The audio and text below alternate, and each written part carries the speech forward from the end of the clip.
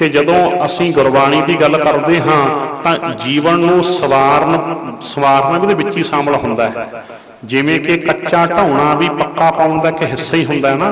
ਪਹਿਲਾਂ ਕੱਚਾ ਢਾਹ ਕੇ ਪੱਕਾ, ਜਦੋਂ ਕੱਚਾ ਕੋਈ ਢਾਉਣ ਲੱਗਦਾ ਤੇ ਆਪਾਂ ਕੀ ਪੁੱਛੀਏ ਜੇ ਵੀ ਕੀ ਕਰਦੇ ਹੋ, ਜੇ ਆਪਾਂ ਪੁੱਛੀਏ ਕੀ ਕਰਦੇ ਹੋ ਤਾਂ ਫਿਰ ਅਗਲਾ ਪਤਾ ਕੀ ਜਵਾਬ ਦਿੰਦਾ ਹੈ? ਅਗਲਾ ਜਵਾਬ ਦਿੰਦਾ ਵੀ ਪੱਕਾ ਪਾਉਣਾ ਹੈ।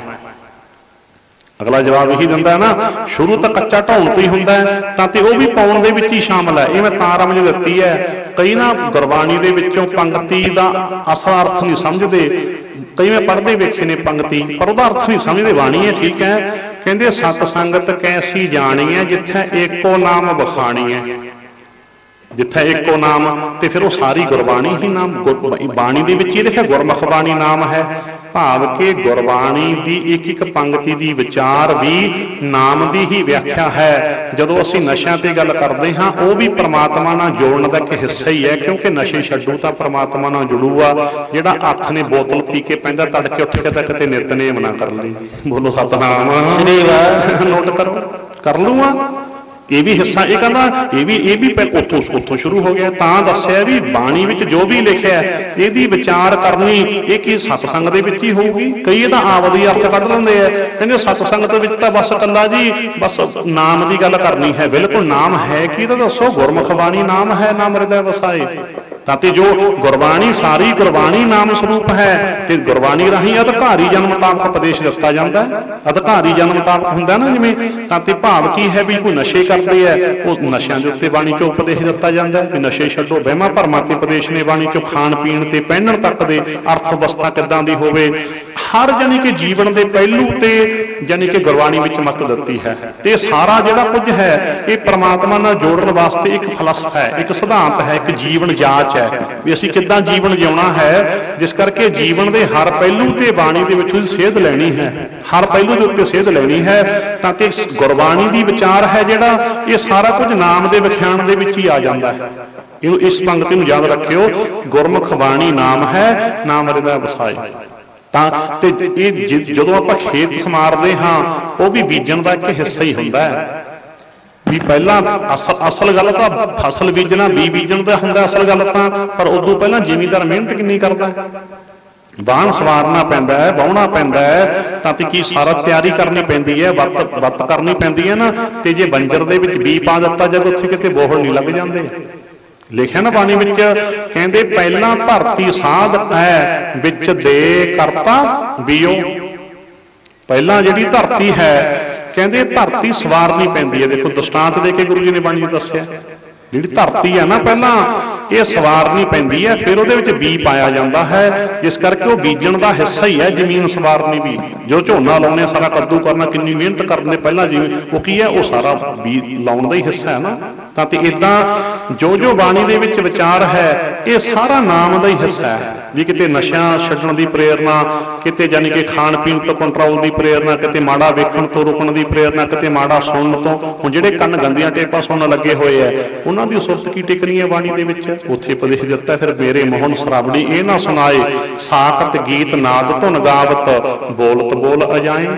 ਇਹ ਵੀ ਨਾਮ ਵਿਖਿਆਨ ਦਾ ਇੱਕ ਹਿੱਸਾ ਹੈ ਵੀ ਭਾਈ ਪਹਿਲਾਂ ਗੰਦੀਆਂ ਟੇਪਾਂ ਕੰਨਾਂ ਨਾਲ ਸੁਣਨੋਂ ਛੱਡ ਦਿਓ। ਪਹਿਲਾਂ ਇਹ ਬੇਨਤੀ ਕਰਨ ਸਿੱਖੋ ਵੀ ਐ ਮੇਰੇ ਮਾਲਕ, ਤੇਰੇ ਨਾਲੋਂ ਟੁੱਟੇ ਹੋਇਆਂ ਦੇ ਗੰਦੇ ਗੀਤ, ਲੱਚਰ ਧੁਨਾ, ਅਜਾਈ ਬੋਲ, ਬਕਵਾਸ ਸਾਡੇ ਕੰਨਾਂ ਵਿੱਚ ਨਾ ਪਵੇ। ਪਹਿਲਾਂ ਇਹ ਬੇਨਤੀ ਤਾਂ ਕਰਨਾ ਸਿੱਖ ਲਓ, ਫਿਰ ਉਹ ਪਤਾ ਲੱਗ ਜੂ ਵੀ ਕੰਨ ਕਾਹਦੇ ਵਾਸਤੇ ਹੈ। ਇਹ ਸਰਵਣ ਹੋ ਮੇਰੇ ਹੋ, ਸਾਚਾ ਸੁਣਨਾ ਨੂੰ ਪਠਾਏ। ਸਟੈਪ ਵਾਈਜ਼ ਹੈ ਨਾ। ਤਾਂ ਤੇ ਚਲੋ ਰਹੋ ਵਿਚਾਰ।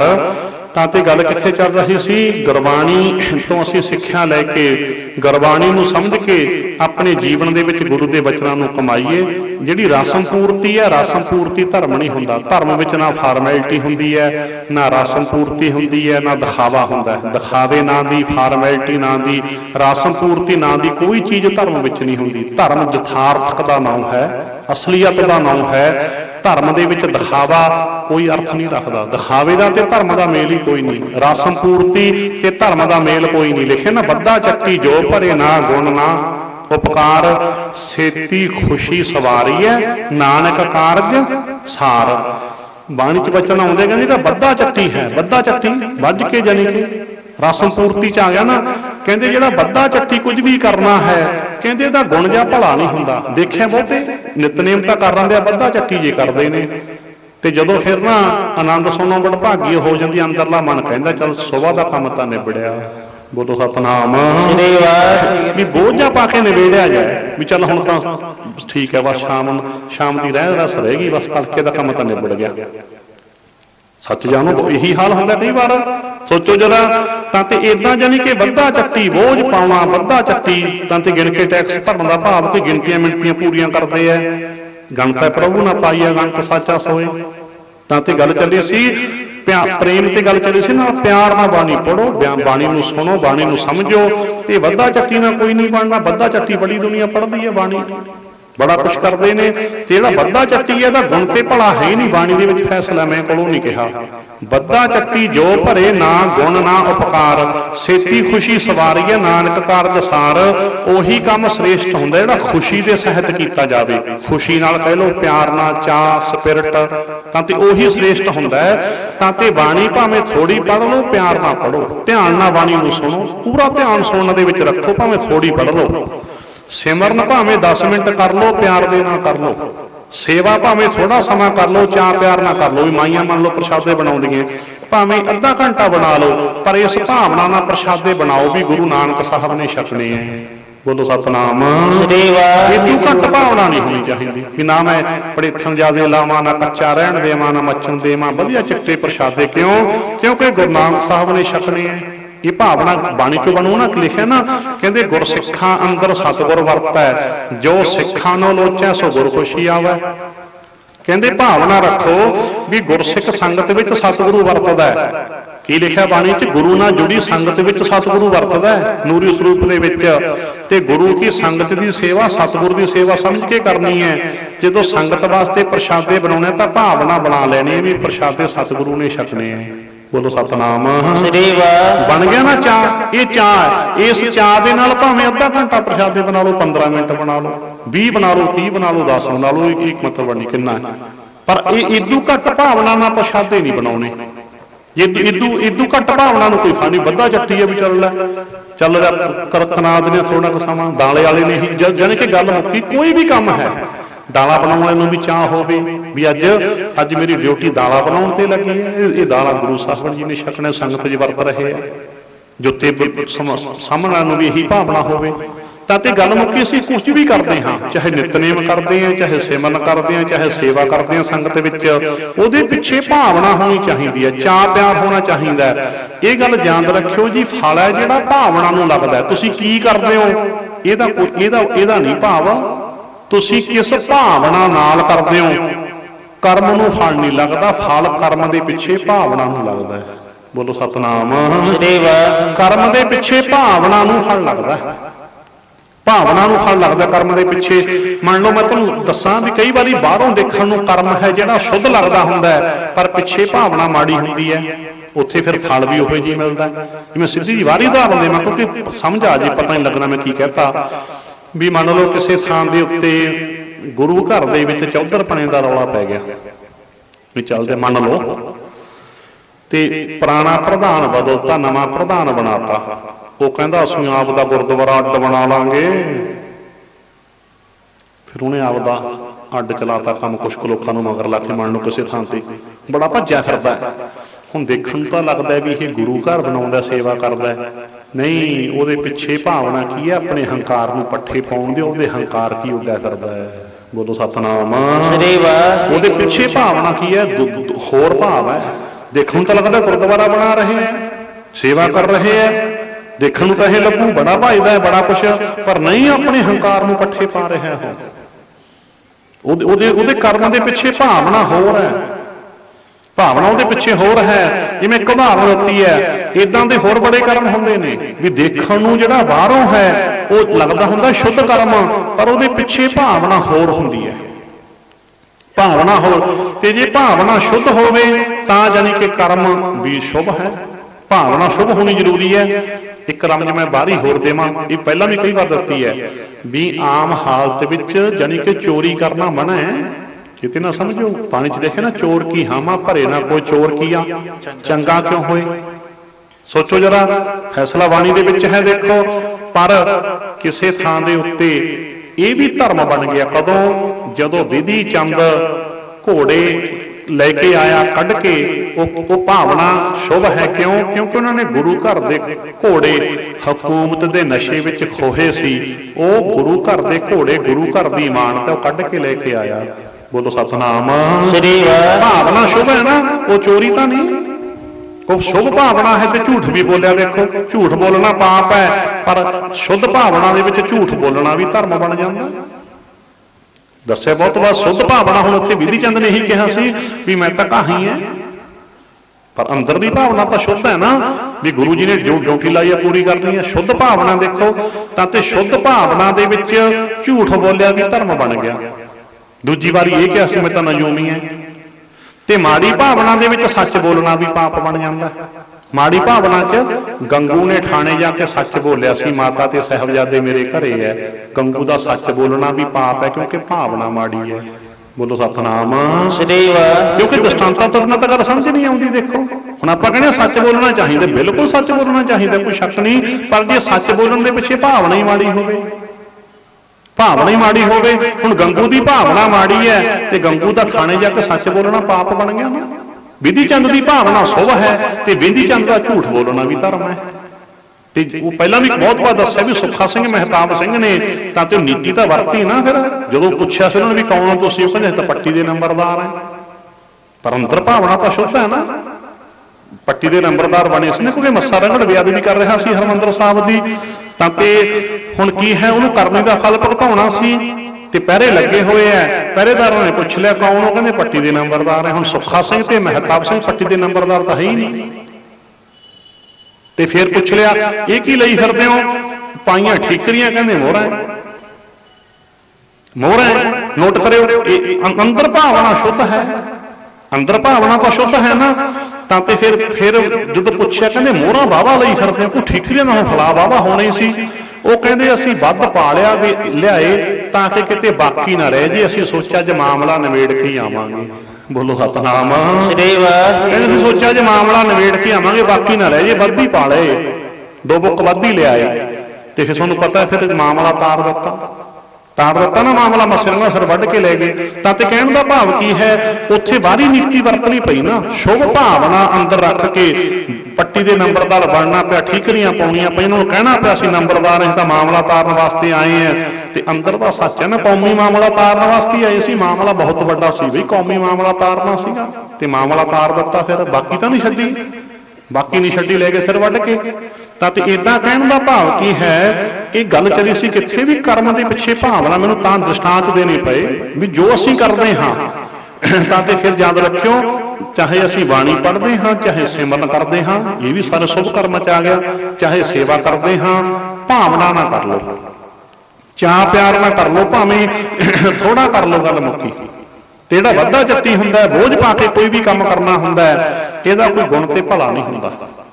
ਇਹ ਨੁਕਤਾ ਬਾਣੀ ਤੋਂ ਸਮਝ ਲਓ। ਸੇਤੀ ਖੁਸ਼ੀ ਸਵਾਰ ਗਿਆ ਨਾਨਕਾਰ ਦਸਾਰ।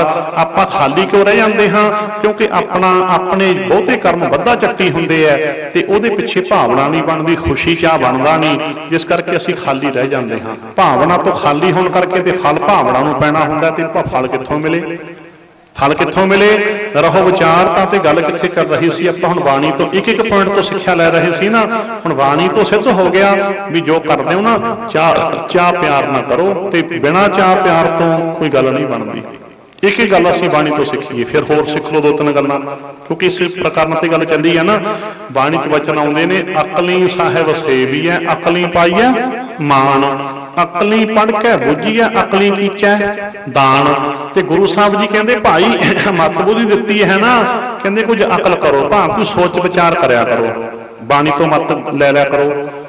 ਪਰ ਇੱਕ ਗੱਲ ਮੈਨੂੰ ਮਾਫ ਕਰ ਦੇਣਾ ਕਹਿਣੀ ਪੈਂਦੀ ਹੈ, ਪਤਾ ਨਹੀਂ ਕੀ ਗੱਲ ਹੈ ਜੀ, ਵਿੱਚ ਸਾਰਿਆਂ ਦਾ ਨਹੀਂ, ਆਪਣਾ ਕੁਝ ਕਦਾ ਆਪਣਾ ਸਾਰਿਆਂ ਦੇ ਵਿੱਚ ਹੀ ਮੈਨੂੰ ਗਿਣ ਲਿਓ। ਅੱਜ ਆਪਣਾ ਨਾ ਥੋੜਾ ਅਕਲ ਦੇ ਨਾਲ ਵੈਰ ਜਿਹਾ ਹੁੰਦਾ ਜਾਂਦਾ ਹੈ, ਮਾਫ ਕਰ ਦੇਣਾ। ਪਤਾ ਨਹੀਂ ਥੋੜੇ ਜਿਹੇ ਅਸੀਂ ਨਾ ਅਕਲ ਦੇ ਵੈਰੀ ਜਿਹੇ ਹੁੰਦੇ ਜਾਂਦੇ ਆ, ਆਪਾਂ ਸਾਰੇ ਅਕਲ ਦੇ ਵੈਰੀ ਜਿਹੇ ਹੁੰਦੇ ਜਾਂਦੇ ਆ। ਤਾਂ ਤੇ ਜੇ ਜਾਣੀ ਕਿ ਕੋਈ ਅਕਲ ਦੀ ਗੱਲ ਕਰੇ ਵੀ, ਕੋਈ ਵੀ ਭਾਵੇਂ ਤੇ ਉਹਨੂੰ ਕਈ ਵਾਰ ਸਾਡੇ ਵਿੱਚੋਂ ਕੁਝ ਡਾਂਗਾ ਵੀ ਚੱਕ ਲੈਂਦੇ, ਕਹਿੰਦੇ ਤੂੰ ਅਕਲ ਕਿਉਂ ਦਿੰਦਾ ਸਿੱਖਾਂ ਨੂੰ। ਬੋਲੋ ਸਤਿਨਾਮ। ਨੋਟ ਕਰਿਓ, ਅਸੀਂ ਅਕਲ ਦੀ ਗੱਲ ਕਰਨ ਨੂੰ ਡਾਂਗ ਨਾ ਦਬਾਉਣ ਦੀ ਕੋਸ਼ਿਸ਼ ਵੀ ਕਰਦੇ ਹਾਂ। ਅਕਲ ਦੀ ਗੱਲ ਕਰਨ ਵਾਲੇ ਨੂੰ ਨਾ ਡਾਂਗ ਨਾ ਦਬਾਉਣ ਦੀ ਕੋਸ਼ਿਸ਼ ਵੀ ਕਰਦੇ ਹਾਂ। ਜਿਸ ਕਰਕੇ ਪਰ ਗੁਰੂ ਜੀ ਕਹਿੰਦੇ ਅਕਲ ਕਰੋ। ਅਕਲੀ ਸਾਹਿਬ ਸੇਵੀ, ਅਕਲਨਾ ਸਾਹਿਬ ਦੀ ਸੇਵਾ ਤੇ ਬਹੁਤ ਵਾਰ ਰਾਮਜਾ ਦਿੱਤੀਆਂ। ਫਿਰ ਸਮਝ ਲਈਏ, ਪਹਿਲਾਂ ਤਾਂ ਹੁਣ ਲੈ ਲਓ ਅਕਲ। ਅਕਲ ਹੁਣ ਤੋਂ ਬਾਣੀ ਪੜਾਂਗੇ, ਅਕਲ ਆਉਂਦੀ ਹੈ ਨਾ ਵੀ ਕੀ ਕਰਨਾ ਹੈ ਕਿਵੇਂ। ਹੁਣ ਸੇਵਾ ਤੇ ਗੱਲ ਚੱਲੀ ਹੈ, ਲੈ ਗੁਰ ਕੀ ਸੇਵਾ ਸ਼ਬਦ ਵਿਚਾਰ। ਲਓ ਜੀ, ਗੁਰਬਾਣੀ ਦੀ ਵਿਚਾਰ ਕਰਨੀ ਹੀ ਗੁਰੂ ਗ੍ਰੰਥ ਸਾਹਿਬ ਦੀ ਸੇਵਾ ਹੈ। ਆਪਾਂ ਬੇਅਕਲਿਆਂ ਨੇ ਇਹ ਸੇਵਾ ਤਾਂ ਘੱਟ ਹੀ ਕੀਤੀ ਹੈ। ਬੋਲੋ ਸਤਿਨਾਮ। ਆਪਾਂ ਕਿਹਾ, ਮੈਂ ਵੀ ਵਿੱਚ ਹੀ ਹਾਂ ਤੁਹਾਡੇ, ਆਪਾਂ ਇਹ ਸੇਵਾ ਤਾਂ ਘੱਟ ਹੀ ਕੀਤੀ ਹੈ। ਆਪਾਂ ਤਾਂ ਗੁਰੂ ਗ੍ਰੰਥ ਸਾਹਿਬ ਨੂੰ ਸੋਨੇ 'ਚ ਮੜਨ ਦੀ ਸੇਵਾ ਸਮਝ ਲਈ, ਜਦ ਕਿ ਬਾਣੀ ਕਹਿੰਦੀ ਹੈ ਕੰਚਨ ਸਿਉ ਪਾਈਆ ਨਹੀਂ ਤੋਲ, ਮਨ ਦੇ ਰਾਮ ਲਿਆ ਹੈ ਮੋਲ। ਭਾਈ ਸਿਉਣੇ ਨਾਲ ਰੱਬ ਨਹੀਂ ਮਿਲਦਾ ਹੁੰਦਾ, ਪਰਮਾਤਮਾ ਤਾਂ ਮਨ ਮਰਜ਼ੀਆਂ ਛੱਡ ਕੇ ਮਿਲਦਾ ਹੈ। ਬੋਲੋ ਸਤਿਨਾਮ। ਬਾਣੀ ਕਹਿੰਦੀ ਹੈ ਨਾ, ਆਪਾਂ ਬਾਣੀ ਦੀ ਵਿਚਾਰ ਰੂਪੀ ਸੇਵਾ ਛੱਡ ਦਿੱਤੀ ਤੇ ਸੋਨੇ 'ਚ ਮੜਨ ਦੀ ਸੇਵਾ ਬਣਾ ਦਿੱਤੀ ਜੀ। ਸੋਨੇ ਦਾ ਪੀੜਾ ਬਣਾਤਾ ਜੀ, ਸੋਨੇ ਦੇ ਮੁੱਠੇ ਵਾਲਾ ਚੌਰ ਬਣਾਤਾ, ਸੋਨੇ ਦੇ ਮੁੱਠਿਆਂ ਵਾਲਾ ਚੌਰ ਬਣਾਤਾ, ਅਸੀਂ ਸੋਨੇ ਦੀ ਪਾਲਕੀ ਬਣਾਤੀ, ਅਸੀਂ ਆਹ ਕਰਤਾ ਵਾਹ ਕਰਤਾ। ਤੇ ਬਾਣੀ ਕਹਿੰਦੀ ਹੈ ਤਾਂ ਸੇਵਾ ਨਹੀਂ ਜੀ ਲਿਖਿਆ ਦੱਸ ਦੇ ਮੈਨੂੰ। ਬਾਣੀ ਤਾਂ ਕਹਿੰਦੀ ਹੈ ਨਦੀਆਂ ਹੋਵੇ ਧੇਨਵਾ ਸੁੱਧ ਸੁੰਮ ਹੋਵੇ ਦੁੱਧ ਘੀਓ, ਸਗਲੀ ਧਰਤੀ ਸ਼ੱਕਰ ਹੋਵੇ ਖੁਸ਼ੀ ਕਰੇ ਨਿਤ ਜੀਓ, ਪਰਬਤ ਸੋਇਨਾ ਰੁੱਪਾ ਹੋਵੇ ਹੀਰੇ ਲਾਲ ਜੜਾਓ, ਵੀ ਤੇਰੀ ਕੀਮਤ ਨਾ ਪਾਵਾ ਹੈ ਅੱਖ ਨਾ ਲਹਿਣਾ ਚਾਓ। ਬਾਣੀ ਕਹਿੰਦੀ ਹੈ ਭਾਵੇਂ ਪਹਾੜ ਹੀ ਸਿਉਣੇ ਚਾਂਦੀ ਦੇ ਹੋ ਜਾਣ ਤਾਂ ਵੀ ਕਿਹਾ ਹੈ। ਬੋਲੋ ਸਤਿਨਾਮ। ਗੁਰਬਾਣੀ ਇਹ ਬਾਣੀ ਦੀ ਮੱਤ ਹੈ ਜੀ। ਪਰਬਤ ਸੋਇਨਾ ਰੁੱਪਾ ਹੋਵੇ, ਹੀਰੇ ਉੱਤੇ ਹੀਰੇ ਲਾਲ ਜੜੇ ਜਾਣ ਕਹਿੰਦੇ, ਪਰ ਨਾ ਤੇਰੇ ਨਾਮ ਦੀ ਕੀਮਤ ਨਹੀਂ ਪੈ ਸਕਦੀ। ਤੇ ਅਸੀਂ ਆ ਗੁਰੂ ਦੀ ਬਾਣੀ ਨਾਮ ਦੀ ਕੀਮਤ ਸੋਨੇ 'ਚ ਮੜ ਕੇ ਪਾ ਰਹੇ ਹਾਂ। ਬੋਲੋ ਸਤਿਨਾਮ। ਬਾਣੀ ਕਹਿੰਦੀ ਹੈ ਪਰਬਤੀ ਸਿਉਣੇ ਚਾਂਦੀ ਦੇ ਹੋ ਜਾਣ। ਵੀ ਬਾਣੀ ਦੀਆਂ ਪੰਕਤੀਆਂ ਨਾ, ਪਰਬਤ ਸੋਨਾ ਰੁੱਪਾ ਹੋਵੇ। ਬਾਣੀ ਕਹਿੰਦੀ ਹੈ ਜੇ ਧਰਤੀ ਸਭ ਕੰਚਨ ਕਰ ਦੀਜੈ, ਬਿਨ ਨਾਵੈ ਅਵਰ ਨਾ ਭਾਇਆ ਰਾਮ। ਕਹਿੰਦੇ ਸਾਰੀ ਧਰਤੀ ਵੀ ਸਿਉਣੇ ਦੀ ਕਰ ਦਿਓ ਤਾਂ ਵੀ ਕਿਹਾ ਜੇ ਪ੍ਰਮਾਤਮਾ ਨਹੀਂ ਯਾਦ। ਬੋਲੋ ਸਤਿਨਾਮ। ਇਹ ਬਾਣੀ ਦੀ ਮੱਤ ਹੈ ਜੀ। ਜੇ ਧਰਤੀ ਸਭ ਕੰਚਨ, ਸਾਰੀ ਧਰਤੀ ਸਿਉਣੇ ਦੀ ਕਰ ਦਿਓ ਤਾਂ ਕਿਹਾ ਹੈ।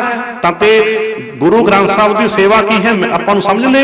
ਸ਼ਬਦ ਦੀ ਵਿਚਾਰ ਕਰਨਾ ਹੀ ਗੁਰੂ ਗ੍ਰੰਥ ਸਾਹਿਬ ਦੀ ਸੇਵਾ ਹੈ। ਤੇ ਵਾਰੀ ਅਦਬ ਰੱਖੋ, ਇਹ ਤਾਂ ਪਹਿਲਾਂ ਗੱਲ ਹੋ ਗਈ ਸੀ। ਵਾਰੀ ਅਦਬ ਕਹਿ ਲੋ, ਵਾਰੀ ਸੇਵਾ ਕਹਿ ਲੋ, ਇਹ ਵੀ ਅਕਲ ਨਾਲ ਕਰਨੀ ਹੈ। ਇਹ ਵੀ ਆਪਾਂ ਅਕਲ ਘੱਟੀ ਵਰਤੀ ਆਪਾਂ ਸਾਰਿਆਂ ਨੇ। ਘੱਟੀ ਕਿਵੇਂ? ਕੱਲੇ ਰਮਾਲਾਂ ਤੇ ਜ਼ੋਰ ਲਾਤਾ, ਬਾਕੀ ਤਾਂ ਕਦੇ ਖਿਆਲ ਹੀ ਨਾ ਕੀਤਾ। ਉਹ ਫਿਰ ਸੰਸਕਾਰ ਕਰਨੇ ਪੈਂਦੇ ਆ। ਕਈ ਥਾਵਾਂ ਤੇ ਸਾਰਿਆਂ ਤੇ ਨਹੀਂ ਮਾਫ ਕਰਨਾ, ਕਈ ਥਾਵਾਂ ਤੇ ਰਮਾਲੇ ਬਾਜ਼ਾਰ ਦਾ ਗੇੜਾ ਵੀ ਦੁਬਾਰੇ ਲਾ ਆਉਂਦੇ ਆ। ਹੋਰ ਉੱਥੋਂ ਫਿਰ ਵਗ ਜਾਂਦੇ ਆਗੇ ਬਾਜ਼ਾਰ 'ਚ, ਉਹ ਵੀ ਤੁਰ ਫਿਰ ਆਈਏ ਬਾਵਾ ਚਲੂਗਾ ਗੁਰਦੁਆਰੇ ਆਇਆ ਨੂੰ, ਦੁਬਾਰੇ ਦੁਕਾਨ ਤੇ ਜਾਈ ਤੁਸੀਂ ਰੋਜ਼ ਤੁਰੇ ਫਿਰਦੇ ਹੋ ਤਾਂ ਤੇ ਫਿਰ ਆ ਜਾਣਗੇ ਦੁਬਾਰੇ। ਦੇਣੀਆਂ ਪੈਂਦੀਆਂ ਰਮਜਾਂ ਸਾਰੀਆਂ। ਸੋਚੋ ਜਰਾ ਕਾਰਨ, ਕਿਉਂਕਿ ਅਸੀਂ ਅਕਲ ਹੀ ਨਹੀਂ ਕੀਤੀ। ਅਕਲ ਕਰੀਏ ਤਾਂ ਤੇ ਕੀ ਹੈ, ਬਾਕੀ ਕੁਝ ਬਲ ਖਿਆਲ ਕਰ ਲਈਏ। ਭਾਵ ਦੇਖੋ ਵੀ ਕੋਈ ਚਲਵਾ ਬਣਾ ਕੇ ਭੇਟ ਕਰ ਦਿਓ ਸੋਹਣਾ ਜਿਹਾ, ਕੋਈ ਸੋਹਣਾ ਚੌਰ ਭੇਟ ਕਰ ਦਿਓ, ਕੋਈ ਜਾਨੀ ਕਿ ਮੰਜੀ ਸਾਹਿਬ ਵਧੀਆ ਬਣਾ ਕੇ ਪ੍ਰਕਾਸ਼ ਕਰਨ, ਕੋਈ ਸੁੱਖ ਆਸਣ ਵਾਲਾ 2.25 ਮੀਟਰ ਚਿੱਟਾ ਕੱਪੜਾ ਸੁੱਖ ਆਸਣ ਨੂੰ ਲੱਗਦਾ। ਭਾਵ ਕਿ ਇਹ ਚੀਜ਼ਾਂ ਦੀ ਵੀ ਨਾਲ ਲੋੜ ਹੈ ਨਾ। ਏਦਾਂ ਪੁੱਛ ਲਓ ਜਾਨੀ ਕਿ ਗ੍ਰੰਥੀ ਸਿੰਘ ਨੂੰ, ਕਮੇਟੀ ਨੂੰ ਵੀ ਆਪਾਂ ਨੂੰ ਸੇਵਾ ਵਾਸਤੇ ਕੀ ਲੋੜ ਹੈ, ਉਹ ਉਦਾਂ ਬਣਾ ਲਓ। ਜੇ ਸਾਰਾ ਕੁਝ ਪੂਰਾ ਹੈ ਤਾਂ ਫਿਰ ਉਸ ਮਾਇਆ ਨੂੰ ਪੰਥਕ ਕਾਰਜਾਂ ਦੇ ਵਿੱਚ ਲਾ ਦਿਓ। ਬੋਲੋ ਸਤਿਨਾਮ। ਨੋਟ ਕਰਿਓ, ਸੋਚੋ ਜਰਾ। ਤੇ ਆਪਾਂ ਕੀ ਹੈ, ਬਸ ਰਮਾਲਾ ਰਮਾਲਾ ਰਮਾਲਾ ਰਮਾਲਾ। ਕਈ ਥਾਵਾਂ ਤੇ ਤਾਂ ਨਾ ਇੰਨਾ ਜਾਨੀ ਕਿ ਚੱਲ ਪਿਆ, ਇਹ ਮੈਂ ਆਪਣੀ ਅੱਖੀਂ ਦੇਖਣ ਦੀ ਗੱਲ ਹੈ। ਕਈ ਥਾਵਾਂ ਤੇ ਤਾਂ ਰਮਾਲਾ ਧਰਤਾ ਤੇ ਨਾ ਗੁਰੂ ਗ੍ਰੰਥ ਸਾਹਿਬ ਨਾਲ ਸੁਹਾ ਕੇ ਜੇ ਪਾਸੇ ਰੱਖ ਦਿੰਦੇ ਆ। ਇਹੀ ਤਾਂ ਕਾਰਨ ਕਾਂਡ ਹੁੰਦਾ ਹੈ। ਬੋਲੋ ਸਤਿਨਾਮ। ਅਸੀਂ ਕਿਹੜਾ ਬਚ ਗਏ? ਦੇਖੋ ਆਇਆ ਬਸ ਐਂ ਸੁਹਾ ਕੇ ਜੇ ਰੱਖਤਾ, ਐਂ ਸੁਹਾ ਕੇ। ਕਈ ਥਾਵਾਂ ਦੇ ਉੱਤੇ ਜਾਨੀ ਕਿ ਪਹਿਲਾਂ ਰਮਾਲਾ ਲਾ ਕੇ ਜਾਨੀ ਕਿ ਦੂਸਰੇ ਵਾਲਾ ਰਮਾਲਾ ਵੀ ਦੇ ਜਾਂਦੇ। ਕਈ ਥਾਵਾਂ ਤੇ ਉਹਨੂੰ ਮਾੜਾ ਜਿਹਾ ਵੱਧ ਖੁਸ਼ ਕਰਨਾ ਹੋਵੇ ਨਾ, ਫਿਰ ਕਈ ਪਤਾ ਕੀ ਕਰਦੇ ਆ, ਸਾਰੇ ਨਹੀਂ ਕਈ ਪਹਿਲਾਂ ਰਮਾਲਾ ਨਾ ਕਦੇ ਸਾਹਮਣੇ। ਇਹ ਕੀ ਹੈ? ਇਹ ਸਤਿਕਾਰ ਹੈ ਕਿ ਬੇਅਦਬੀ ਹੈ? ਵੀ ਮਹਾਰਾਜ ਹਾਂ ਕੱਪੜੇ ਲਾ ਨਾ ਆਹ ਪਾਲਾ, ਫਿਰ ਕੋਈ ਹੋਰ ਆ ਗਿਆ ਹਾਂ ਲਾ ਆਹ ਪਾਲਾ। ਸੋਚੋ ਜਰਾ ਰਮਜ ਜਿਹੜੇ ਆਥਣ ਨੂੰ ਏਦਾਂ ਰਮਾਲੇ ਬਦਲਦੇ ਰਹਿੰਦੇ ਆ, ਸਤਿਕਾਰ ਨਹੀਂ ਬੇਅਦਬੀ ਹੈ। ਬੋਲੋ ਸਤਿਨਾਮ। ਕਮਾਲ ਦੀ ਗੱਲ। ਸੋਚੋ ਜਰਾ ਇਹ ਕੀ ਹੋ ਗਿਆ? ਕੀ ਅਕਲ ਦੀ ਸੇਵਾ? ਕੀ ਅਕਲ ਦੀ ਸੇਵਾ ਹੈ? ਸੋਚੋ ਜਰਾ। ਨਹੀਂ, ਇਹ ਅਕਲ ਦੀ ਸੇਵਾ ਨਹੀਂ ਹੈ। ਵਿਚਾਰ ਕਰੋ ਇਸ ਗੱਲ ਦੀ। ਇਹ ਅਕਲ ਦੀ ਸੇਵਾ ਨਹੀਂ, ਯਾਦ ਰੱਖਿਓ। ਤਾਂ ਤੇ ਅਕਲੀ ਸਾਹਿਬ ਸੇਵੀ ਹੈ, ਤਾਂ ਤੇ ਕੁਝ ਸੋਚ ਕਰੋ, ਵਿਚਾਰ ਕਰੋ ਕੁਝ। ਪਹਿਲਾਂ ਸੇਵਾ ਤੁਹਾਨੂੰ ਦੱਸ ਹੀ ਦਿੱਤੀ ਵੀ ਬਾਣੀ ਦੀ ਵਿਚਾਰ ਕਰਨੀ ਬਹੁਤ ਵੱਡੀ ਸੇਵਾ ਹੈ। ਠੀਕ ਹੈ, ਬਾਹਰੀ ਅਦਬ ਰੱਖਣਾ ਉਹ ਜਾਨੀ ਕਿ ਜੋ ਚਾਹੀਦਾ ਲੋੜ ਮੁਤਾਬਕ ਤੇ ਇਕੱਲੇ ਰਮਾਲਿਆਂ ਦੀ ਜ਼ੋਰ ਨਾਲ ਲਾ ਦਿਓ ਤੇ ਰਮਾਲੇ ਫਿਰ ਜਾਨੀ ਕਿ ਅੱਗੇ ਸੰਸਕਾਰ ਕਰਨੇ ਪੈਂਦੇ ਆ, ਤੇ ਉਹੀ ਪੈਸੇ ਜਾਨੀ ਕਿ ਠੀਕ ਢੰਗ ਦੇ ਨਾਲ ਕੰਮ ਆ ਜਾਣ ਤੇ ਬਹੁਤ ਵਧੀਆ। ਜਿਸ ਕਰਕੇ ਗੱਲ ਚੱਲਦੀ ਸੀ ਅਕਲੀ ਸਾਹਿਬ ਸੇਵੀ ਹੈ, ਅਕਲੀ ਪਾਈਏ ਮਾਣ, ਤੇ ਅਕਲ ਦੇ ਨਾਲ ਹੀ ਸਾਨੂੰ ਮਾਨਤਾ ਮਿਲਦੀ ਹੈ। ਮਾਣ ਦਾ ਭਾਵ ਹੈ ਇੱਥੇ ਮਾਨਤਾ ਵੀ ਹਾਂ ਸੇਵਾਦਾਰ ਹੈ। ਜੇ ਸਾਨੂੰ ਮਾਨਤਾ ਨਾ ਮਿਲੀ ਗੁਰੂ ਦੇ ਦਰ ਤੋਂ, ਜਿਵੇਂ ਕੋਈ ਸੰਸਥਾ ਹੋਵੇ, ਜੇ ਐਫੀਲੀਏਟਡ ਹੀ ਨਾ ਹੋਵੇ, ਉਹਦੇ ਸਰਟੀਫਿਕੇਟ ਨਹੀਂ ਕੰਮ ਕਰਦੇ। ਤੇ ਸਾਡੇ ਵਿੱਚ ਵੀ ਕਈ ਗੁਰੂ ਦੀ ਮਾਨਤਾ ਤਾਂ ਹੈ ਨਹੀਂ, ਆਪੇ ਸੇਵਾਦਾਰ ਬਣੇ ਫਿਰਦੇ ਆ। ਬੋਲੋ ਸਤਨਾਮ। ਆਪੇ ਹੀ ਬਣੇ ਵੀ ਮਾਨਤਾ ਕਿਵੇਂ ਮਿਲਣੀ ਪੁੱਛ ਤਾਂ ਲਓ। ਐਫੀਲੀਏਟਡ ਹੈਗੇ ਆ ਕਿ ਐਵੇਂ ਬਣੇ ਫਿਰਦੇ ਆ ਬਸ, ਕਿ ਮਾਨਤਾ ਲੈਣ ਦੀ ਲੋੜ ਹੀ ਨਹੀਂ ਕੋਈ। ਮਾਨਤਾ ਲੈਣ ਦੀ ਸਾਨੂੰ ਲੋੜ ਹੀ ਨਹੀਂ, ਮੇਰਾ ਖਿਆਲ ਅੱਜ ਸਾਨੂੰ ਮਾਨਤਾ ਲੈਣ ਦੀ। ਤਾਂ ਤੇ ਸੋਚੋ ਜਰਾ, ਤਾਂ ਤੇ ਮਾਨਤਾ ਲੈਣ ਦੀ ਲੋੜ ਹੈ। ਇੱਕ ਰਮਜ ਹੋਰ ਦੇ ਜਾਵਾਂ, ਉਹ ਵੀ ਪਹਿਲਾਂ ਬਹੁਤ ਥਾਂ ਦਿੱਤੀ ਹੈ। ਪਹਿਲੀ ਤਾਂ ਇਹ ਹੋ ਗਿਆ ਸੇਵਾ ਦਾ ਭਾਵ ਸਮਝ ਲਿਆ, ਸ਼ਬਦ ਦੀ ਵਿਚਾਰ ਕਰੋ, ਬਾਕੀ ਕੁਝ ਲੋੜ ਮੁਤਾਬਕ ਹੁੰਦਾ ਹੈ। ਤੇ ਦੂਸਰਾ ਜਾਨੀ ਕਿ ਸੇਵਾ ਕਹਿ ਲਓ ਆਪਾਂ ਵੀ ਗੁਰਸਥਾਨਾਂ ਦੀ, ਇਤਿਹਾਸਕ ਸਥਾਨਾਂ ਦੀ, ਉਹ ਵੀ ਆਪਾਂ ਜਾਨੀ ਕਿ ਅਕਲ ਨਾਲ ਸੇਵਾ ਤਾਂ ਘੱਟ ਹੀ ਕੀਤੀ ਹੈ। ਜਿਵੇਂ ਕਿ ਤੁਹਾਨੂੰ ਮੈਂ ਪਹਿਲਾਂ ਵੀ ਕਈ ਵਾਰੀ ਦੱਸਿਆ, ਫੇਰ ਦੁਬਾਰੇ ਦੱਸ ਦੇਵਾਂ, ਇਹ ਵਰਤੀ ਗੱਲ ਹੈ। ਤਕਰੀਬਨ 90 ਕੁ ਸਾਲ ਦਾ ਬਜ਼ੁਰਗ ਮੈਨੂੰ ਮਿਲਿਆ, 3-4 ਸਾਲ ਹੋ ਗਏ। ਕਈ ਵਾਰ ਸੁਣਾਈ ਹੈ ਪਹਿਲਾਂ ਵੀ ਗੱਲ ਸਟੇਜ ਤੇ। ਜਿਸ ਵੇਲੇ ਉਹ ਮੈਨੂੰ ਮਿਲਿਆ, ਉਸ ਬਜ਼ੁਰਗ ਨੇ ਮੈਨੂੰ ਦੱਸਿਆ, ਆਪ ਅੰਮ੍ਰਿਤਧਾਰੀ ਬਜ਼ੁਰਗ, ਵਧੀਆ ਗੁਰਮੁਖ ਰੂਹ। ਉਹ ਕਹਿੰਦਾ 1962 ਈਸਵੀ ਤੱਕ ਕਹਿੰਦਾ ਕੱਚੀ ਗੜੀ ਦਾ ਕਾਫੀ ਹਿੱਸਾ ਬਚਿਆ ਹੋਇਆ ਸੀ। ਮੈਂ ਆਪ ਦਰਸ਼ਨ ਕੀਤੇ ਹੈ। ਉਸ ਬਜ਼ੁਰਗ ਬਾਪੂ ਨੇ ਮੈਨੂੰ ਦੱਸਿਆ, ਮੇਰਾ ਤਾਂ ਜਨਮ ਉਦੋਂ ਬਾਅਦ ਹੈ, ਮੈਂ ਨਹੀਂ ਵੇਖਿਆ, ਯਾਦ ਰੱਖਿਓ। ਉਹਨੇ ਮੈਨੂੰ ਦੱਸਿਆ ਬਜ਼ੁਰਗ ਨੇ ਵੀ ਮੈਂ ਆਪ ਦਰਸ਼ਨ ਕੀਤੇ ਆ 1962 ਤੱਕ। ਤੇ ਉਸ ਤੋਂ ਬਾਅਦ ਉਹ ਬਜ਼ੁਰਗ ਜਦੋਂ ਮੈਨੂੰ ਦੱਸਣ ਲੱਗਿਆ ਤੇ ਅੱਖਾਂ ਭਰ ਆਇਆ। ਇਹ ਵਰਤੀ ਘਟਨਾ ਦੱਸਾਂ ਤੁਹਾਨੂੰ ਮੈਂ ਕਿਹਾ ਫਿਰ ਬਜ਼ੁਰਗੋ ਫਿਰ ਕੀ ਹੋਇਆ? ਉਸ ਤੋਂ ਬਾਅਦ ਅੱਖਾਂ ਭਰ ਆਇਆ, ਰੋ ਕੇ ਦੱਸੇ ਉਹ, ਕਿਉਂਕਿ ਉਹਨੂੰ ਅਹਿਸਾਸ ਹੋ ਰਿਹਾ ਸੀ, ਉਹਨੇ ਵੇਖਿਆ ਸੀ। ਉਹ ਕਹਿੰਦਾ ਕੁਝ ਕੁ ਪਹੁੰਚ ਗਏ ਉੱਥੇ ਗੈਂਤੀਆਂ ਲੈ ਕੇ। ਜਦੋਂ ਗੈਂਤੀਆਂ ਲੈ ਕੇ ਪਹੁੰਚ ਗਏ, ਉਸ ਬਜ਼ੁਰਗ ਨੇ ਮੈਨੂੰ ਇਹ ਵੀ ਸੁਣਾਈ ਸੀ ਆਪਣੇ ਅੰਦਰਲੇ ਦਰਦ ਵਿੱਚ, ਇਵੇਂ ਜਿਹੀ ਮੈਨੂੰ ਸੁਣਾਈ ਸੀ ਗੱਲ, ਮੈਂ ਉਸ ਨੂੰ ਸੁਣਾਉਣਾ ਹੈ। ਉਹ ਕਹਿੰਦਾ ਜਦੋਂ ਪਹੁੰਚ ਗਏ ਨਾ, ਕਹਿੰਦਾ ਕੱਚੀ ਗੜੀ ਦੇ ਵਿੱਚੋਂ ਆਵਾਜ਼ ਆਈ, ਕੱਚੀ ਗੜੀ ਦੀ ਆਤਮਾ, ਕੱਚੀ ਗੜੀ ਦੀ ਰੂਹ ਕਹਿੰਦੀ ਕੀ ਕਰਦੇ ਹੋ ਪੁੱਤ? ਤੇ ਕਿਉਂ ਕਹਿੰਦੇ ਸੇਵਾ ਕਰਦੇ ਆ।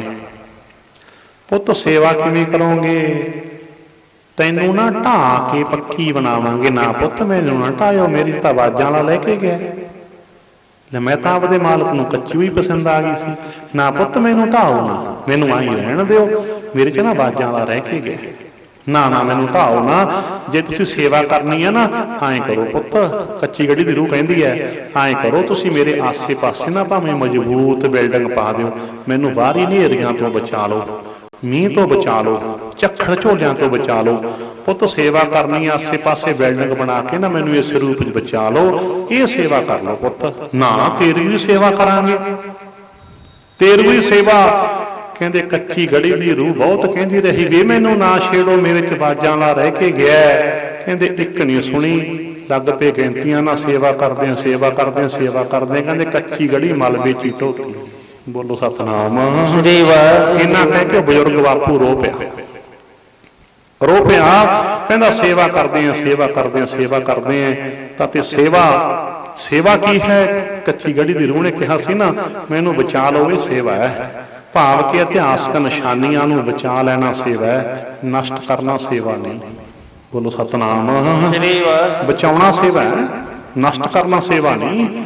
ਸੋਚੋ ਜਰਾ, ਤਾਂ ਤੇ ਅਸੀਂ ਆਪੇ ਹੀ ਬਣ ਜਾਂਦੇ ਆ, ਤਾਂ ਤੇ ਗੱਲ ਬਾਣੀ ਤੋਂ ਚੱਲੀ ਹੈ ਜੀ।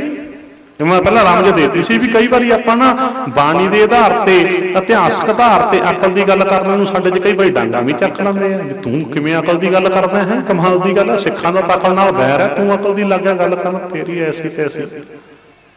ਸੋਚੋ ਜਰਾ, ਅੱਜ ਬੈਰ ਹੈ ਸਾਡਾ ਅਕਲ ਨਾਲ। ਅੱਜ ਤਾਂ ਤੇ ਗੱਲ ਚੱਲੀ ਸੀ ਗੁਰੂ ਗ੍ਰੰਥ ਸਾਹਿਬ ਦੀ ਸੇਵਾ ਕਿਵੇਂ ਕਰਨੀ ਹੈ। ਅਕਲ ਕਰੋ ਕੁਛ, ਕਿਵੇਂ ਸੇਵਾ ਕਰੀਏ ਪਾਤਸ਼ਾਹ ਜੀ, ਬਾਣੀ ਦੀ ਵਿਚਾਰ ਕਰੋ। ਬਾਹਰੀ ਆਦਬ ਰੱਖਦੇ, ਬਾਣੀ ਦੀ ਵਿਚਾਰ ਨਹੀਂ ਕਰਦੇ, ਗੁਰੂ ਗ੍ਰੰਥ ਸਾਹਿਬ ਦੀ ਸੇਵਾ ਨਹੀਂ ਕਰ ਰਹੇ ਅਸੀਂ। ਬਾਣੀ ਦੀ ਵਿਚਾਰ ਕਰਨੀ ਹੀ ਗੁਰੂ ਦੀ ਸੇਵਾ, ਫਿਰ ਨਾ ਭੁੱਲ ਜਿਓ। ਵੀ ਟੈਂਟ ਕਰ ਰਹੀ ਸੀ ਅਕਲ, ਹੁਣ ਅਕਲ ਨਾਲ ਲੱਗ ਗਿਆ ਆਪਾਂ ਨੂੰ ਪਤਾ। ਸੇਵਾ ਵਿਚਾਰ ਕਰ ਲਓ ਵੀ ਕਿੰਨੀ ਤਾਂ ਆਪਾਂ ਗੁਰੂ ਗ੍ਰੰਥ ਸਾਹਿਬ ਦੀ ਸੇਵਾ ਕੀਤੀ ਅਕਲ ਦੇ ਨਾਲ। ਇਕੱਲੇ ਰਮਾਲੇ ਹੀ ਚੜਾਏ ਹੈ, ਬਾਣੀ ਦੀ ਵਿਚਾਰ ਤਾਂ ਕੀਤੀ ਹੋਈ ਨਹੀਂ, ਹੋਰ ਤਾਂ ਕੋਈ ਕੀਤੀ ਨਹੀਂ ਵਿਚਾਰ।